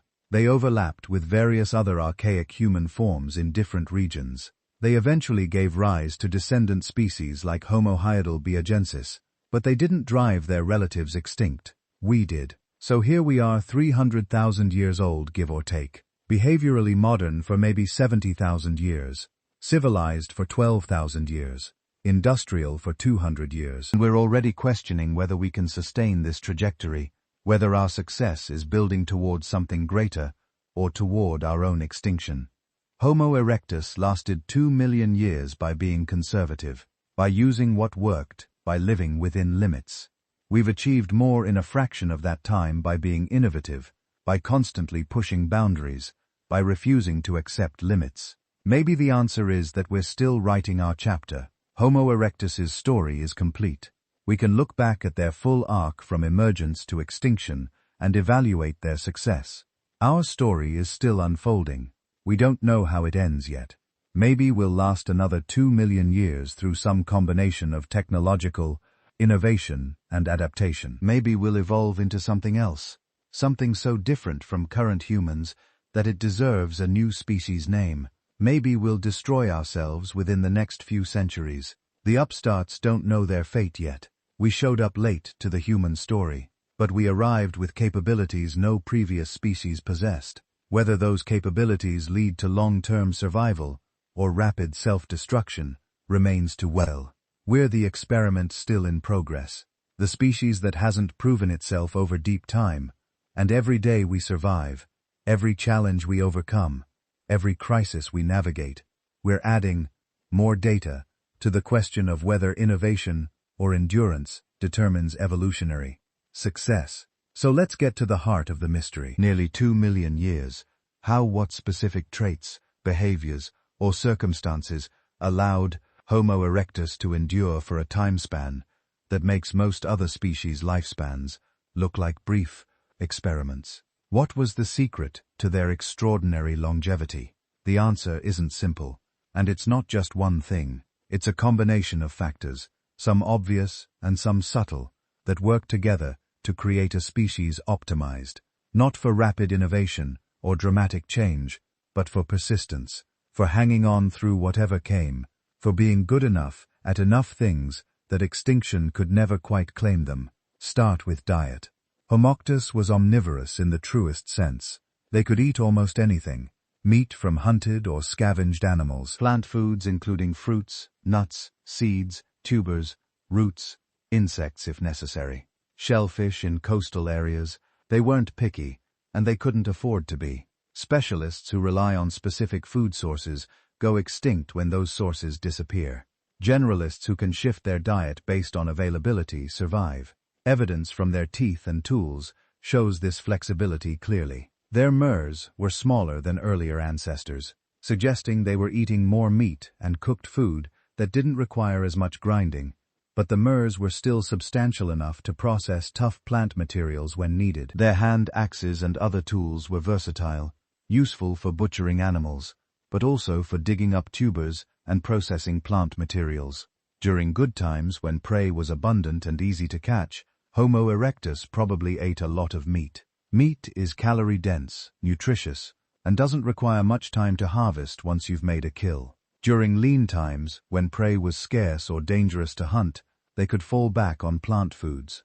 This dietary flexibility meant that environmental changes that might starve specialists would only force Homo erectus to adjust their foraging strategies.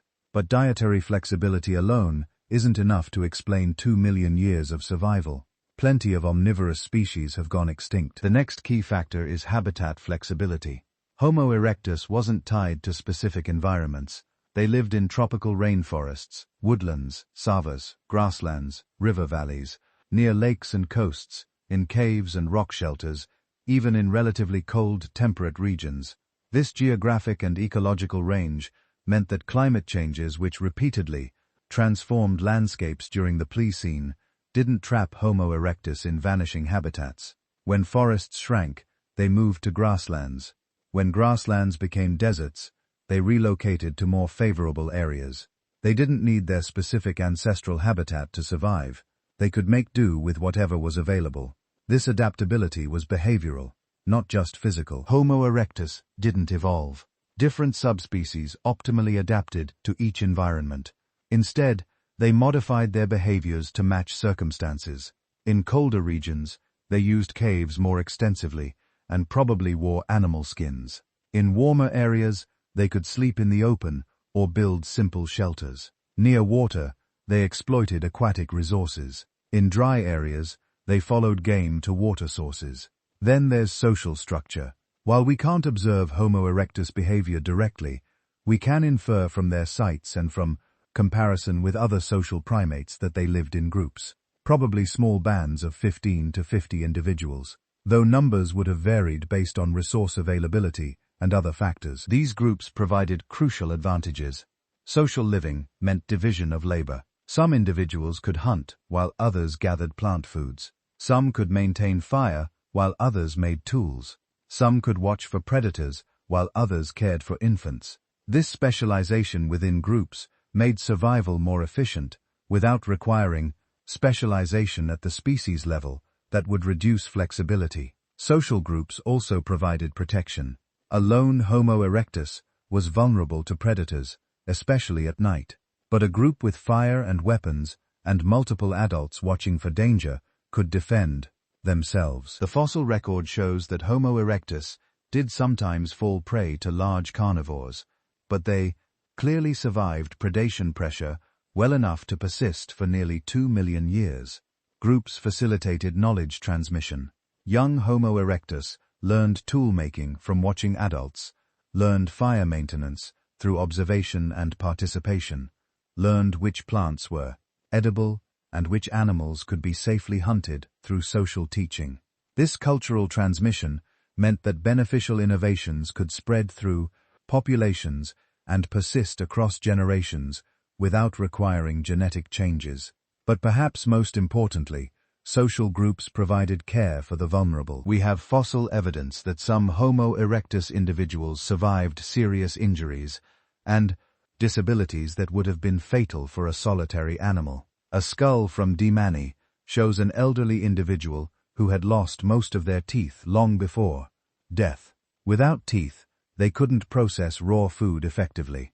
They must have been fed by other group members who shared soft or processed food with them. This is evidence of compassion, of social bonds, strong enough that the group sustained members who couldn't fully contribute.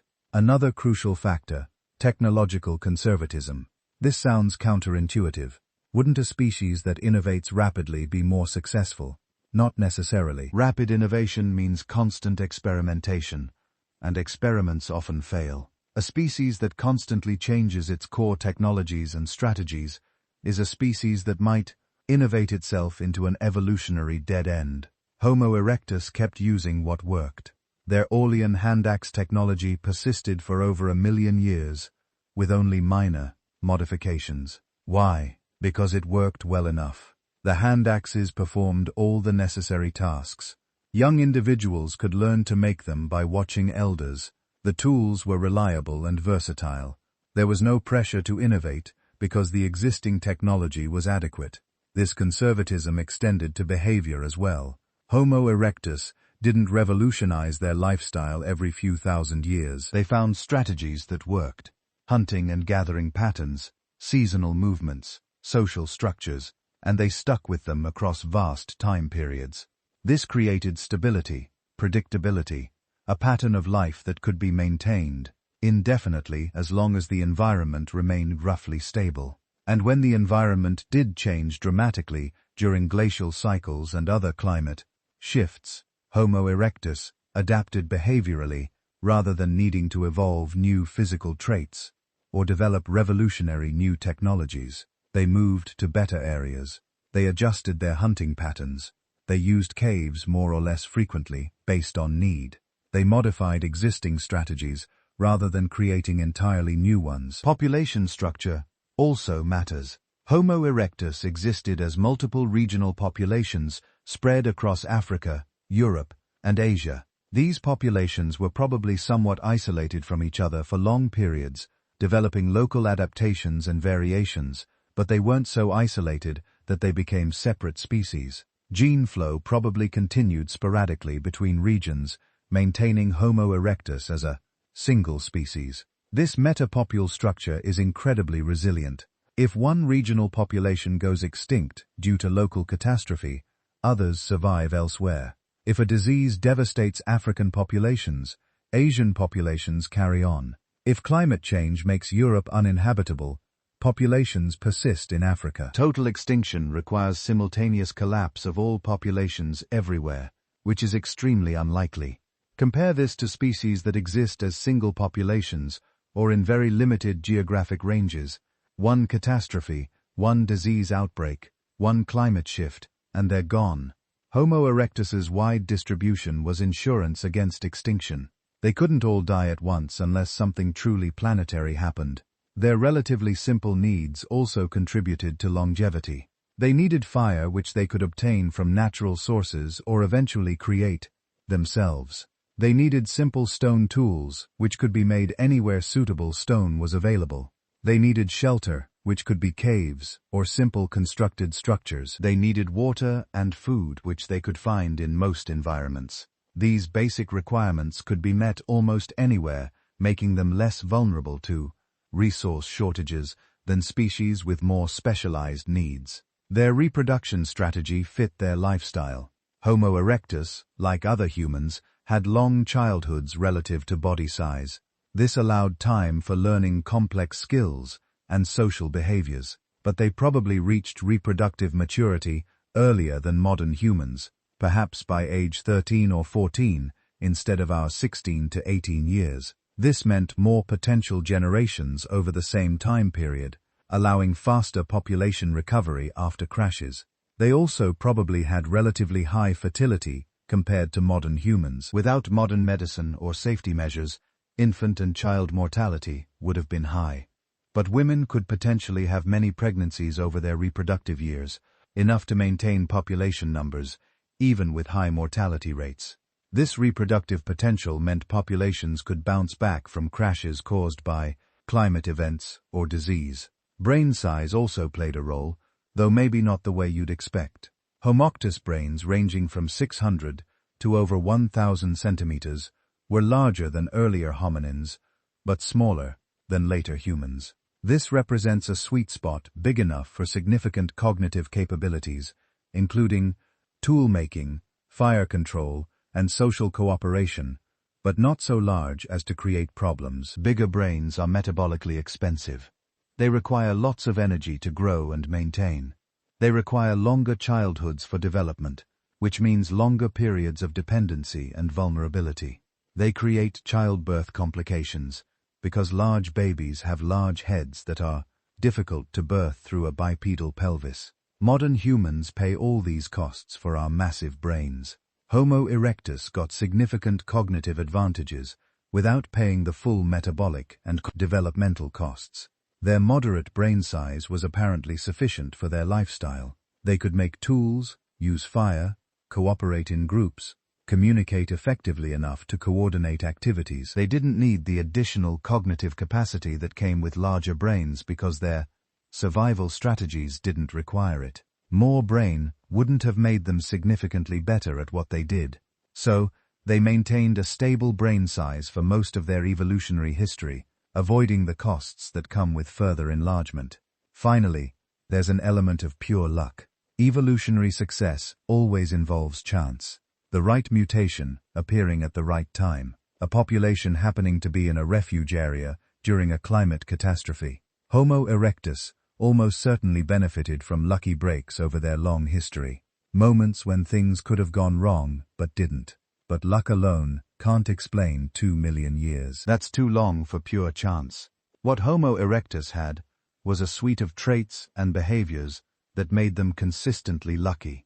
They were in the right place often enough because they lived in many places. They had the right adaptations often enough because they were adaptable generalists. They survived crisis often enough because they had flexible strategies and wide distributions.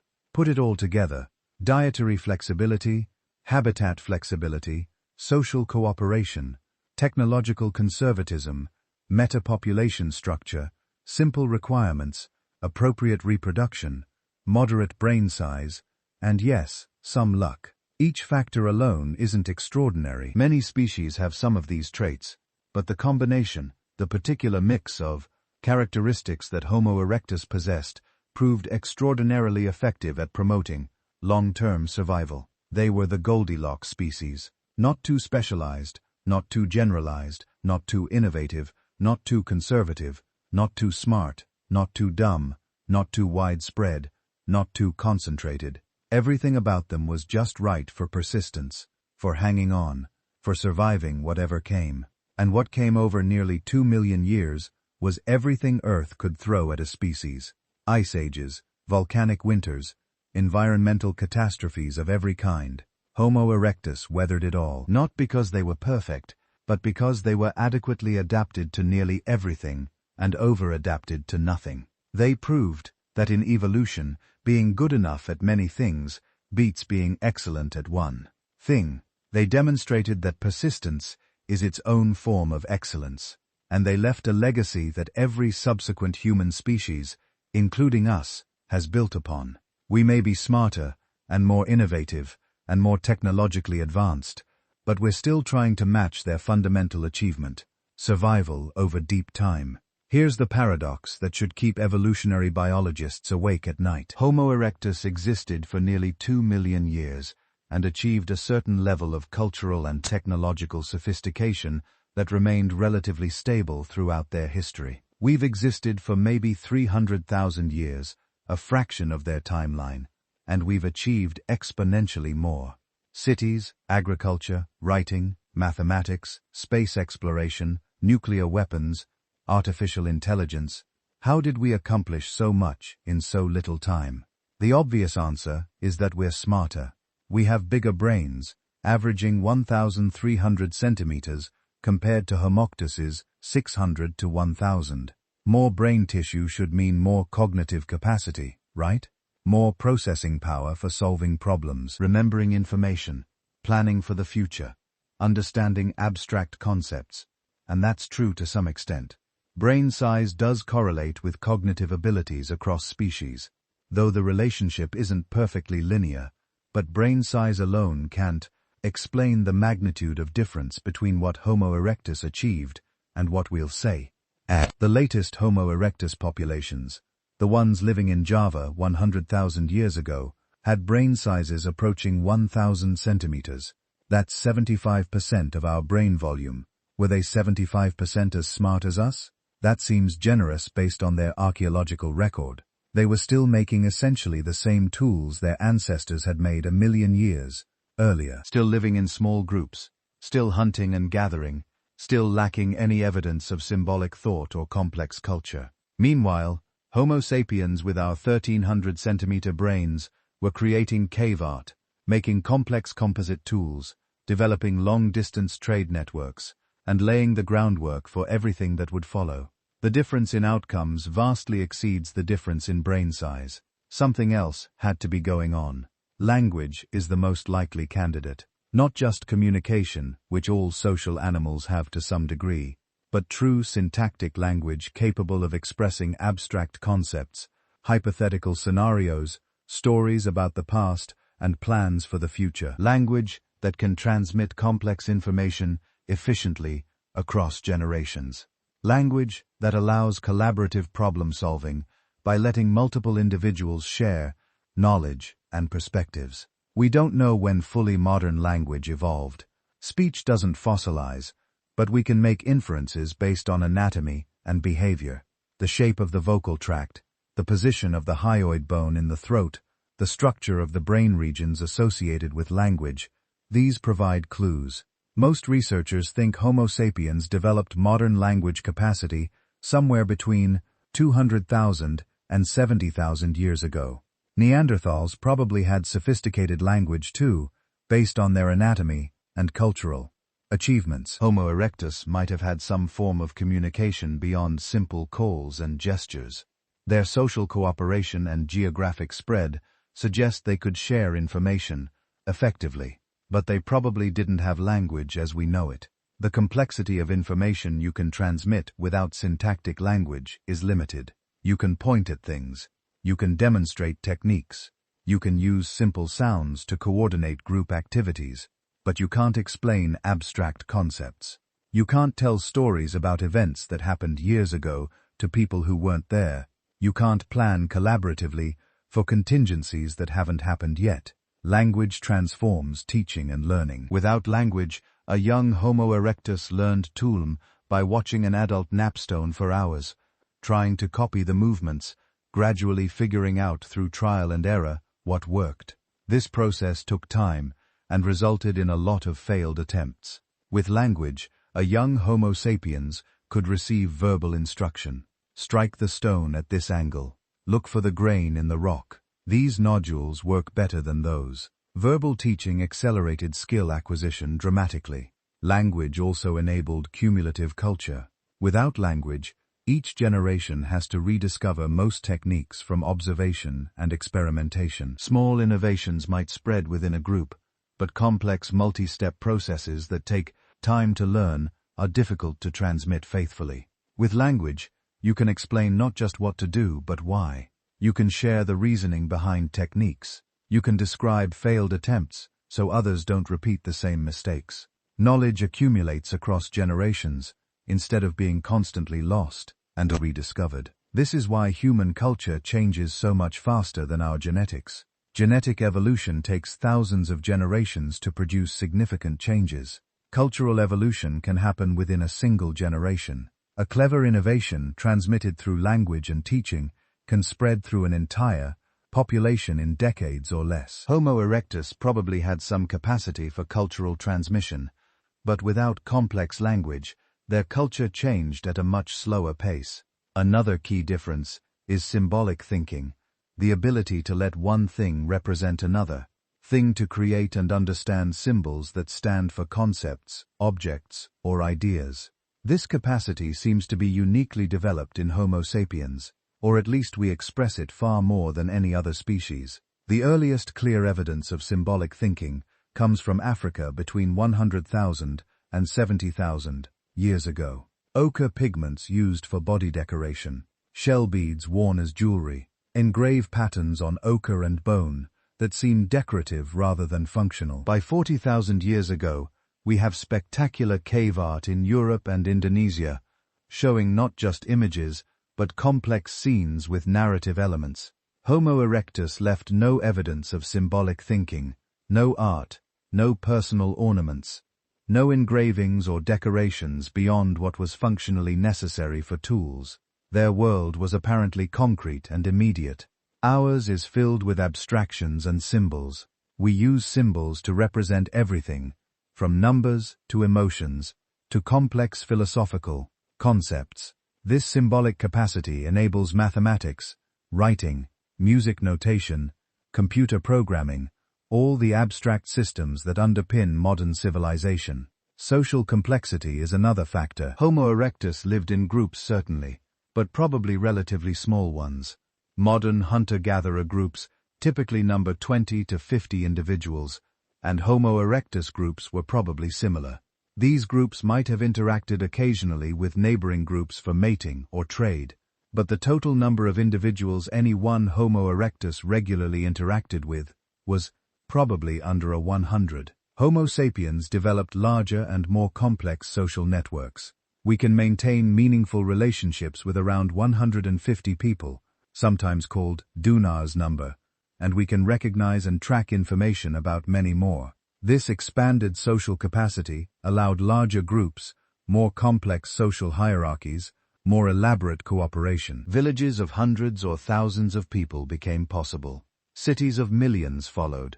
The social complexity were capable of vastly exceeds what Homo erectus achieved. This social capacity enabled specialization on a scale Homo erectus never approached. In a group of 30 Homo erectus, everyone had to be a generalist. Everyone needed basic hunting skills, basic gathering knowledge, basic tool-making ability.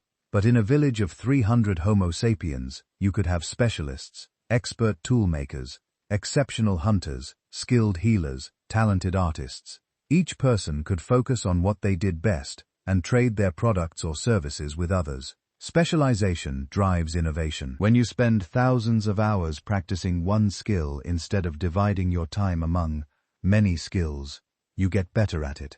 You push the boundaries of what's possible. This is how technologies advance. Homo erectus generalists maintained functional technologies. Homo sapiens specialists perfected and revolutionized them. Population size matters too. Larger populations mean more potential innovators, more minds working on problems, more chances for beneficial mutations or ideas to appear. Homo erectus probably never had huge populations. Their total numbers might have been tens of thousands or hundreds of thousands at most, spread across 3 continents. During population bottlenecks, which happened repeatedly during the Pliocene, their numbers might have dropped to just thousands. Homo sapiens reached much larger populations even before agriculture. By the end of the Pliocene, around 12,000 years ago, human populations might have reached a few million globally. More people means more innovation, more cultural exchange, more pressure to develop better technologies to support larger populations. Population growth and innovation reinforced each other in a feedback loop that Homo erectus never experienced. Then there's neoteny, the retention of juvenile characteristics into adulthood. Homo sapiens is more neotonous than earlier humans. Our skulls remain rounded and smooth like juvenile apes rather than developing the heavy brow, ridges, and pronounced facial features of adults of other species. Our brains remain plastic and capable of learning throughout life rather than becoming fixed in childhood patterns. This extended developmental plasticity might contribute to our innovative capacity. We stay curious, playful, willing to experiment. We don't settle into rigid behavioral patterns as quickly as other species. This flexibility of thought and behavior enables the rapid cultural changes that characterize human history. Cooperation also distinguishes us. While Homo erectus certainly cooperated within their groups, Homo sapiens cooperates on larger scales and in more complex ways.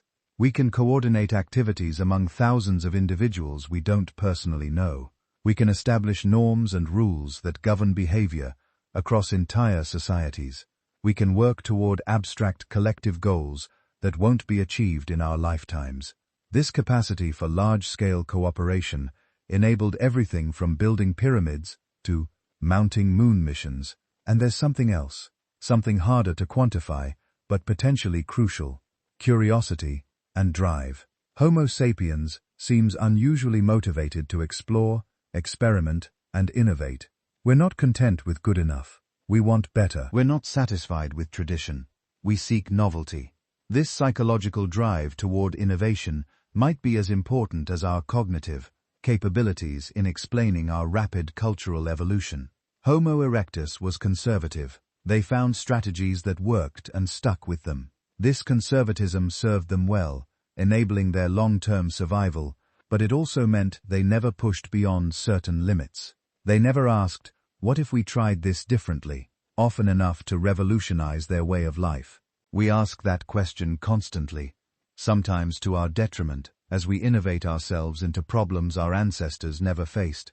But that drive to experiment, to try new things, to refuse to accept that current methods are optimal, that's what transformed us from just another species of smart ape into the civilization-building, planet-altering force we are today. The combination of all these factors, language, symbolic thinking, social complexity, specialization, population size, neoteny, cooperation, and psychological drive, created a feedback loop. Language enabled better teaching, which spread innovations faster, which increased cultural complexity, which required more sophisticated language, which enabled even better teaching, and so on. Each element reinforced the others. This feedback loop accelerated over time. The more culture we accumulated, the faster we could accumulate more. We reached a tipping point somewhere between 70,000 and 40,000 years ago, where human culture began changing not just faster than genetic evolution, but faster than any previous species culture had ever changed. Homo erectus changed slowly. Their stone tools show this clearly. The Acheulean hand-axe tradition persisted for over 1 million years with minimal modification. To modern humans, this seems impossibly conservative. But to Homo erectus, it was rational. They had tools that worked, teaching methods that transmitted skills adequately across generations, survival strategies that had proven successful over hundreds of thousands of years. We couldn't maintain that kind of stability if we tried. Our cultures are inherently unstable, constantly shifting and evolving. Technologies that seem cutting-edge become obsolete within decades. Social norms that were universal become controversial within generations. The world our great-grandparents lived in is almost unrecognizable compared to ours. And the world our great-grandchildren inherit will be almost unrecognizable compared to ours. This is the trade-off. Homo erectus bought stability at the cost of stagnation. They endured for nearly 2 million years, doing essentially the same things in essentially the same ways. We bought innovation at the cost of stability. We've achieved more in 300,000 years than they did in 2 million. But we have no idea if our approach is sustainable over the deep timescales they proved theirs was. Maybe there's wisdom in their conservatism. Maybe the pace of change we've embraced will ultimately prove maladaptive, driving us to extinction far sooner than the slow, steady Homo erectus approach would have. Or maybe our innovations will carry us through challenges they could never have survived, enabling us to persist not just for millions of years, but for tens of millions, spreading across solar systems and galaxies. We're different from them despite being so new, because we evolved different cognitive and cultural capabilities that enabled exponentially faster change. Whether those capabilities make us more or less likely to survive over the long term, that's still an open question. We've only been testing them for a few 100,000 years. Homo erectus tested their approach for nearly 2 million. The experiment isn't over yet. Every story has an ending. For nearly 2 million years, Homo erectus had avoided theirs. They'd survived ice ages, volcanic winters, climate catastrophes, and countless challenges that destroyed other species. They'd spread across 3 continents. They'd proven that their conservative, persistent approach to survival could outlast almost anything. But eventually, inevitably, their story ended too. The last known Homo erectus lived on the Indonesian island of Java, in a region called Enandong, along the Solo River. When Dutch archaeologists excavated the site in the 1930s, they found something extraordinary. 12 skulls and 2 leg bones, representing what appeared to be a group of Homo erectus, individuals who had died together, possibly in a flood that washed their remains downstream and deposited them in sediments, where they would lie undiscovered for over 100,000 years. For decades, scientists argued about how old these fossils were. Initial estimates ranged wildly, from 500,000 years ago to as recent as 27,000 years ago. If the youngest dates were correct, it would mean Homo erectus survived long enough to potentially overlap with modern humans in Southeast Asia, raising fascinating questions about whether our species ever met. But improved dating techniques eventually provided clearer answers. In 2019, a comprehensive study using multiple dating methods concluded that the Enandong fossils are between 108,000 and 117,000 years old. This makes them the youngest confirmed Homo erectus remains ever found, the last of their kind. The final survivors of a species that had dominated much of the Old World for nearly 2 million years. 110,000 years ago, give or take, that's when the last Homo erectus probably died. Think about what Earth was like at that moment. Neanderthals were thriving across Europe and Western Asia. Denisovans were established in Eastern and Central Asia. Homo sapiens had been around in Africa for at least 100,000 years, maybe 200,000, and were beginning to expand beyond the continent. Multiple human species coexisted across the Old World, each adapted to different regions and environments. And in Java, isolated on an island that had become cut off from mainland Asia, as sea levels rose, the last populations of humanity's longest-lived species were making their final stand. They weren't dramatically different from their ancestors, who had lived 1 million years earlier. They still made similar tools, still hunted the local deer and wild cattle, still lived in small groups, moving across familiar landscapes, using strategies that had worked for their lineage since before modern humans existed. What killed them? Why did a species that had survived nearly 2 million years finally go extinct? The researchers who dated the Enandong fossils have a theory. Climate change. Not the gradual kind, but rapid, dramatic environmental transformation that made Java uninhabitable for Homo erectus.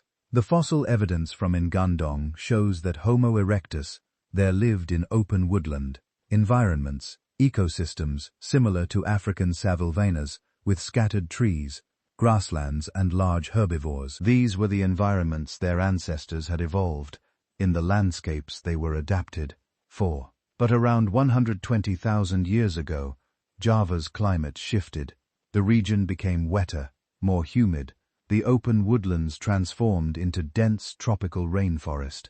Rainforests are difficult environments for humans without sophisticated technology. The floor of a mature rainforest is relatively poor in food resources because most of the productivity is in the canopy, dozens of feet above ground. Large game animals that thrive in open woodland become scarce or shift their behavior. The hunting strategies that worked in open environments stop being effective in dense jungle. Even finding your way through the tangle of vegetation becomes challenging. Homo erectus had survived climate changes before many times, but Java was an island. When the sea level was low during glacial periods, Java connected to mainland Southeast Asia, allowing animals, including humans, to colonize it. When sea level rose during interglacials, Java became isolated. The Homo erectus populations there were trapped. So when the climate shifted and rainforest replaced their preferred open woodland, they couldn't migrate to better environments. They were stuck, forced to adapt to conditions their species had never successfully dealt with before, and apparently they couldn't adapt quickly enough. Within maybe 10 or 20,000 years of the climate shift, the last Homo erectus were gone. This is speculation, of course. We don't have a complete record of their extinction.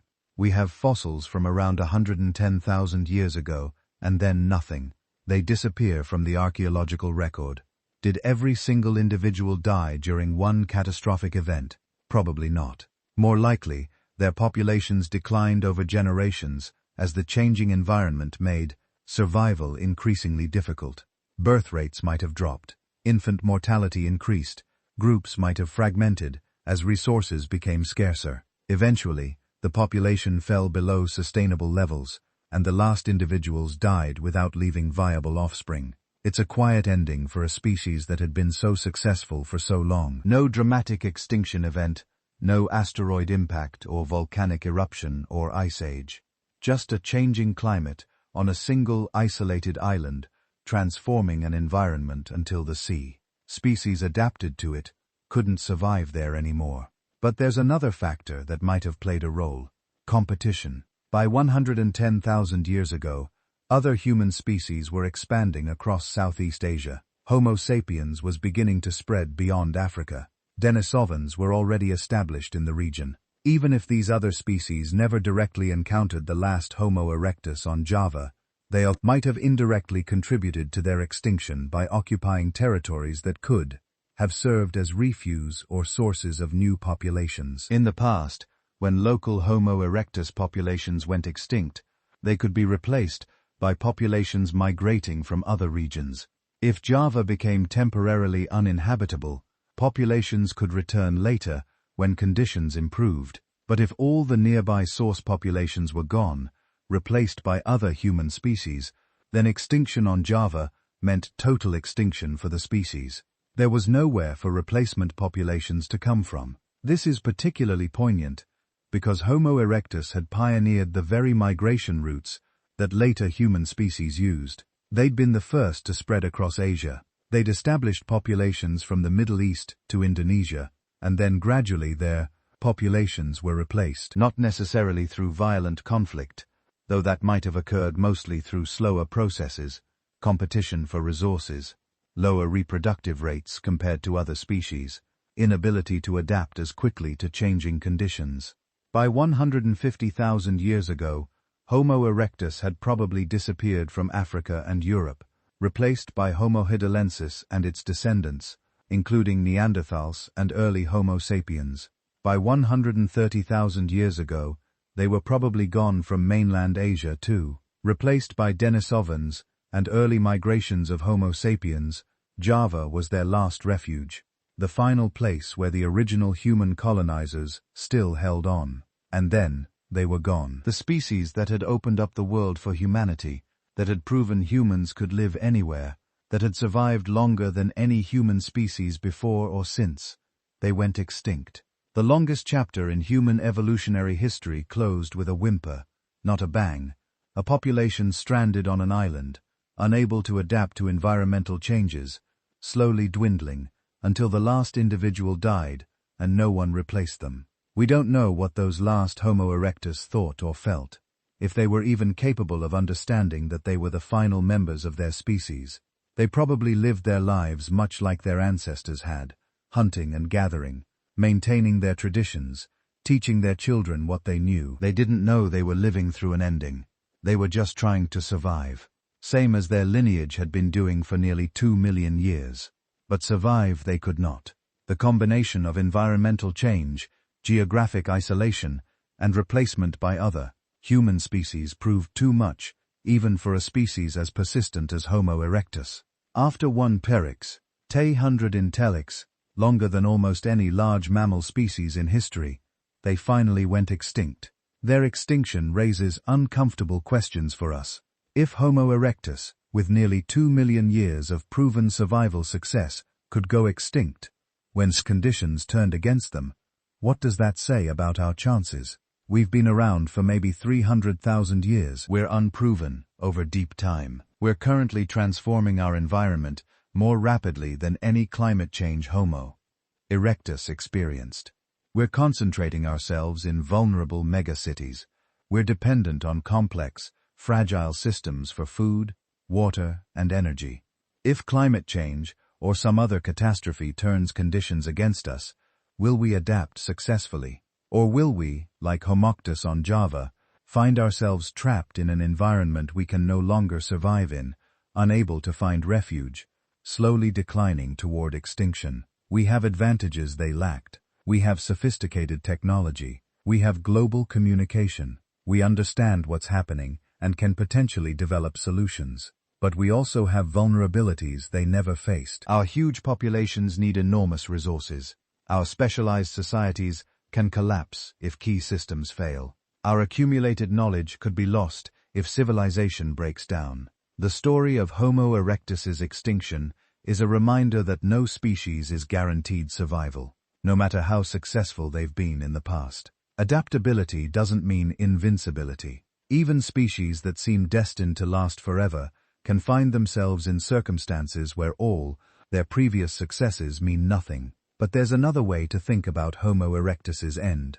Yes, they went extinct as a distinct species, but they also evolved into something else. Homo heidelbergensis, the species that emerged from African Homo erectus populations around 600,000 years ago, was their descendant. And Homo heidelbergensis gave rise to both Neanderthals and Homo sapiens. The Asian populations that died out in Java, those were an evolutionary dead end. But the African populations that evolved into later species, those carried the Homo erectus legacy forward. Their genes, their body plan, their fundamental adaptations, all of those persist in us. We're not separate from them. We're their continuation, their evolutionary descendants, carriers of whatever made them successful for so long. This is the paradox of extinction in an evolving lineage. A species can go extinct while simultaneously giving rise to descendant species that carry on its legacy.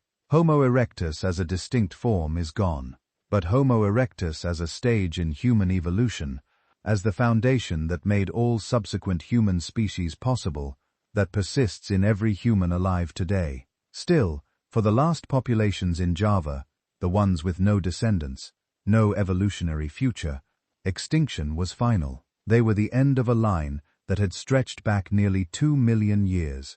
When the last of them died, something irreplaceable was lost. A species that had proven itself over deep time, that had survived challenges we can barely imagine, that had opened up the world for all human species that followed, gone forever. Maybe there's a lesson in humility here. Homo erectus did everything right by the standards of evolutionary success. They lasted longer than we've even existed. They spread farther than most species ever do. They adapted to more environments than almost any mammal, and still eventually they went extinct. If they couldn't survive forever, neither will we. The question is whether we can last even a fraction, as long as they did before our own story ends. So here we are at the end of this journey through deep time, standing at the present moment, looking backward across nearly 2 million years of Homo erectus history, and forward into our own uncertain future. What have we learned? What does it mean that one human species lasted 10 times longer than we've existed? What lessons does their story hold for us? Start with the most obvious one. Survival is not about being the best. That distinction probably belongs to us, or possibly to Neanderthals, who had brains as large or larger than ours. Again, that's us, with our constantly evolving tools and techniques. They weren't the fastest, strongest, or most specialized.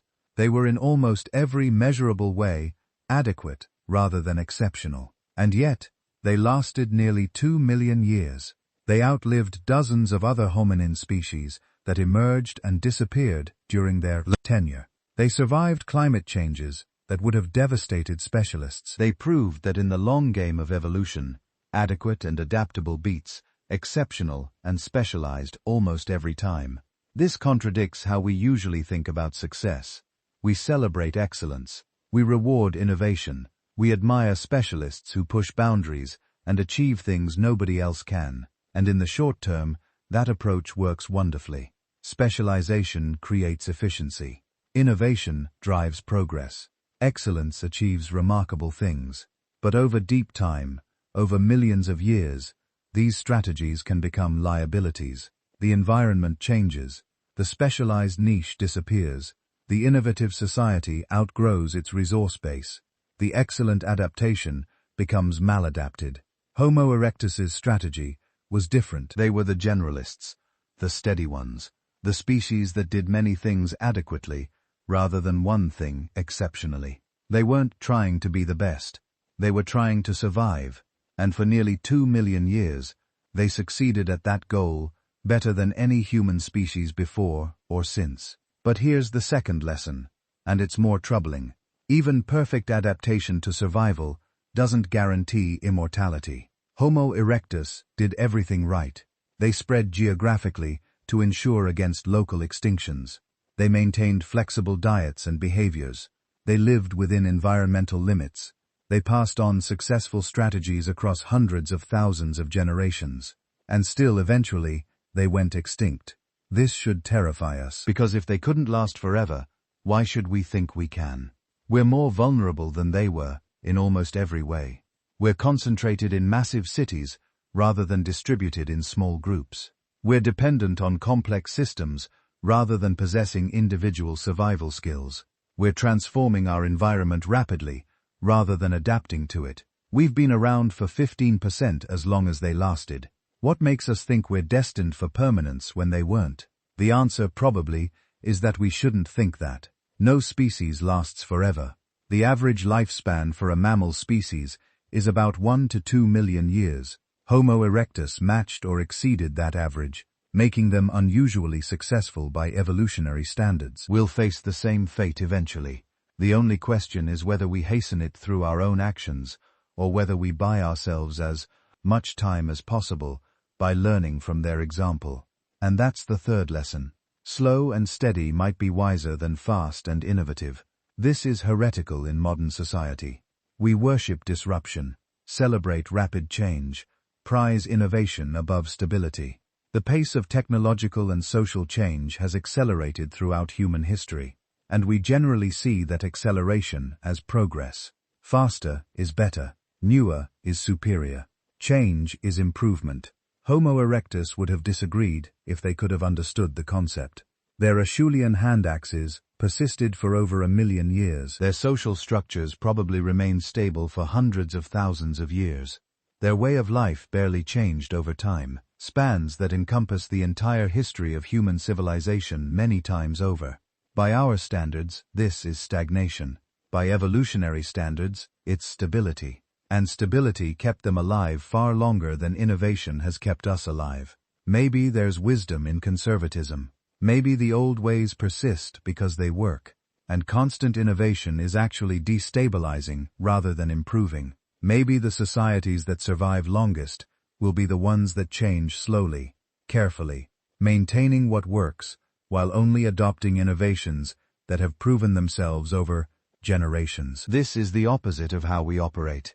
And it's impossible to know whether our approach or theirs is ultimately more successful until we see how our story ends. The fourth lesson is about humility. We think of ourselves as the pinnacle of evolution, the species that finally got everything right. We have the biggest brains, the most sophisticated culture, the most powerful technology.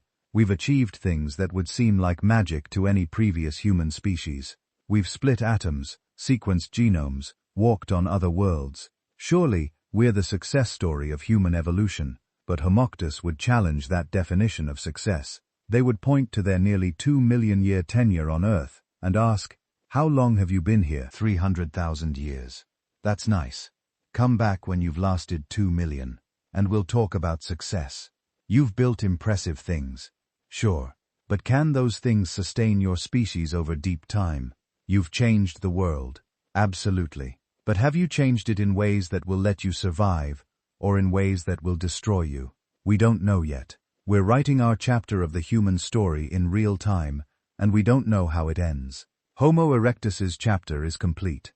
2 million years spread across 3 continents, surviving every challenge the Pliene could prime. Throw at them until conditions finally shifted beyond their adaptive capacity. That's a successful species by any measure. We're unproven. We're the experiment still running. We might achieve things that make Homo erectus's accomplishments look insignificant. We might spread across the galaxy, evolve into new forms, persist for tens of millions of years in ways they could never have imagined. Or we might destroy ourselves within the next few centuries, making our entire species a brief, bright flash in evolutionary history. Too early to say. The fifth lesson is about the value of diversity. Homo erectus existed as multiple regional populations spread across huge geographic ranges. This meta-population structure was key to their survival. When one population crashed, others persisted. When one region became uninhabitable, populations elsewhere carried on. They couldn't all go extinct simultaneously unless something truly catastrophic happened to us, the entire old world at once. We've abandoned that strategy. Humanity today is more interconnected than any species has ever been. What happens in one region affects every other region. Global trade, global communication, global climate change. Our fates are linked in ways that provide tremendous benefits, but also create systemic vulnerabilities. A catastrophe that affects one region can cascade globally. A pandemic can spread worldwide in weeks. An economic collapse in one country destabilizes economies everywhere.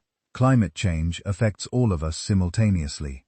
This interconnection creates efficiency and prosperity in stable times. But it also means we've lost the insurance that geographic diversity once provided. Homo erectus populations in Africa, Europe, and Asia were relatively isolated from each other. A disease that devastated one region wouldn't necessarily reach the others. A climate shift that destroyed one population's habitat left other populations untouched.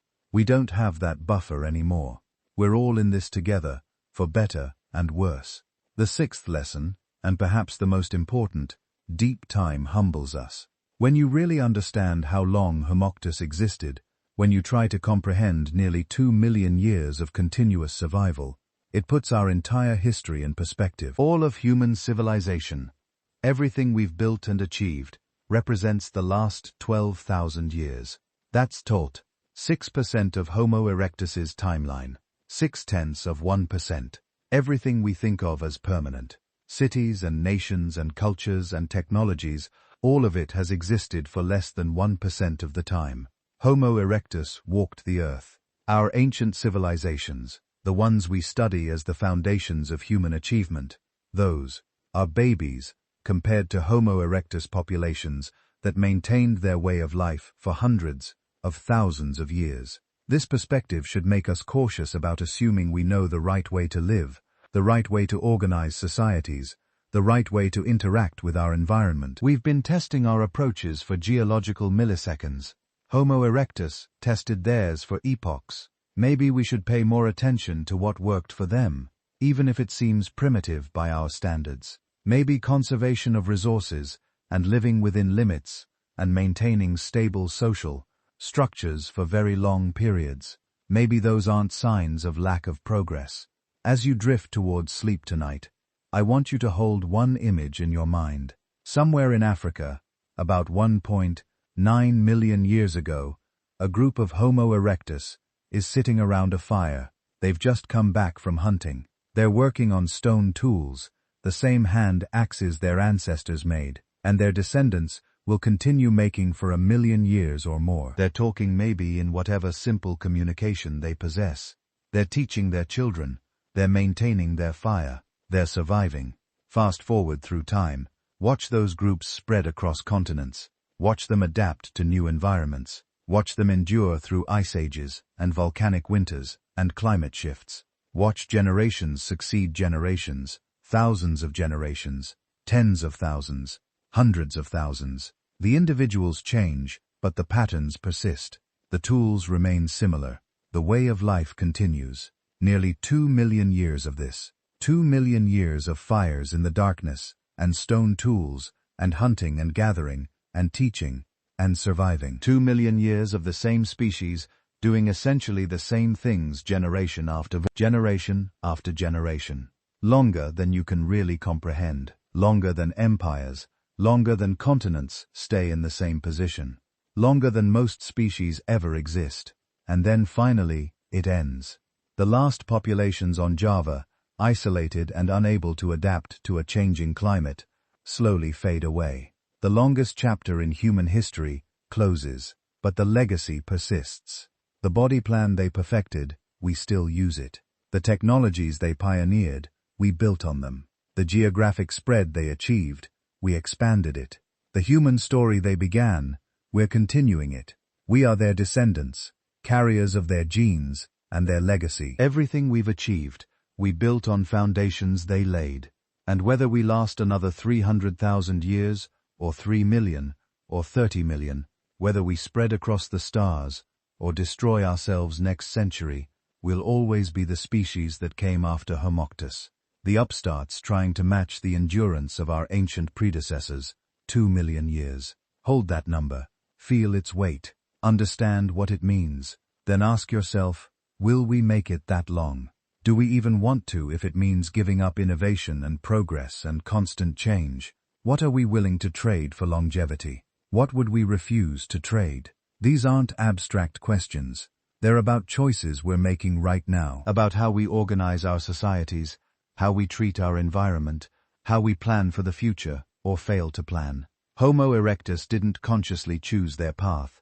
They evolved behaviors and characteristics that happen to promote long-term survival. We have the advantage of consciousness, of being able to choose our path deliberately. But that advantage only matters if we're wise enough to learn from those who came before us. The story of Homo erectus is ultimately a story about time and survival, and what it takes to endure. They proved that humans can last, that our lineage can persist through challenges that would destroy most species, that we carry within us the potential for extraordinary longevity. But they also proved that even successful species eventually face their end.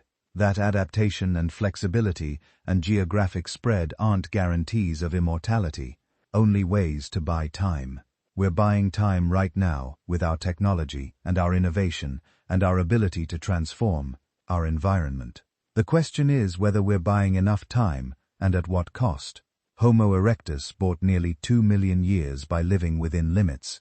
How long can we last by exceeding them? We're about to find out.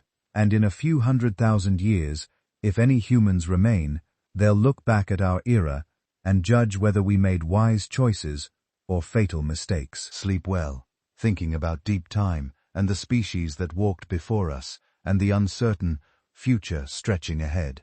We're all part of the same story, the human story that began millions of years ago and continues through us today. Homo Erectus wrote the longest chapter, we're still writing ours, and the ending, as always, remains unknown.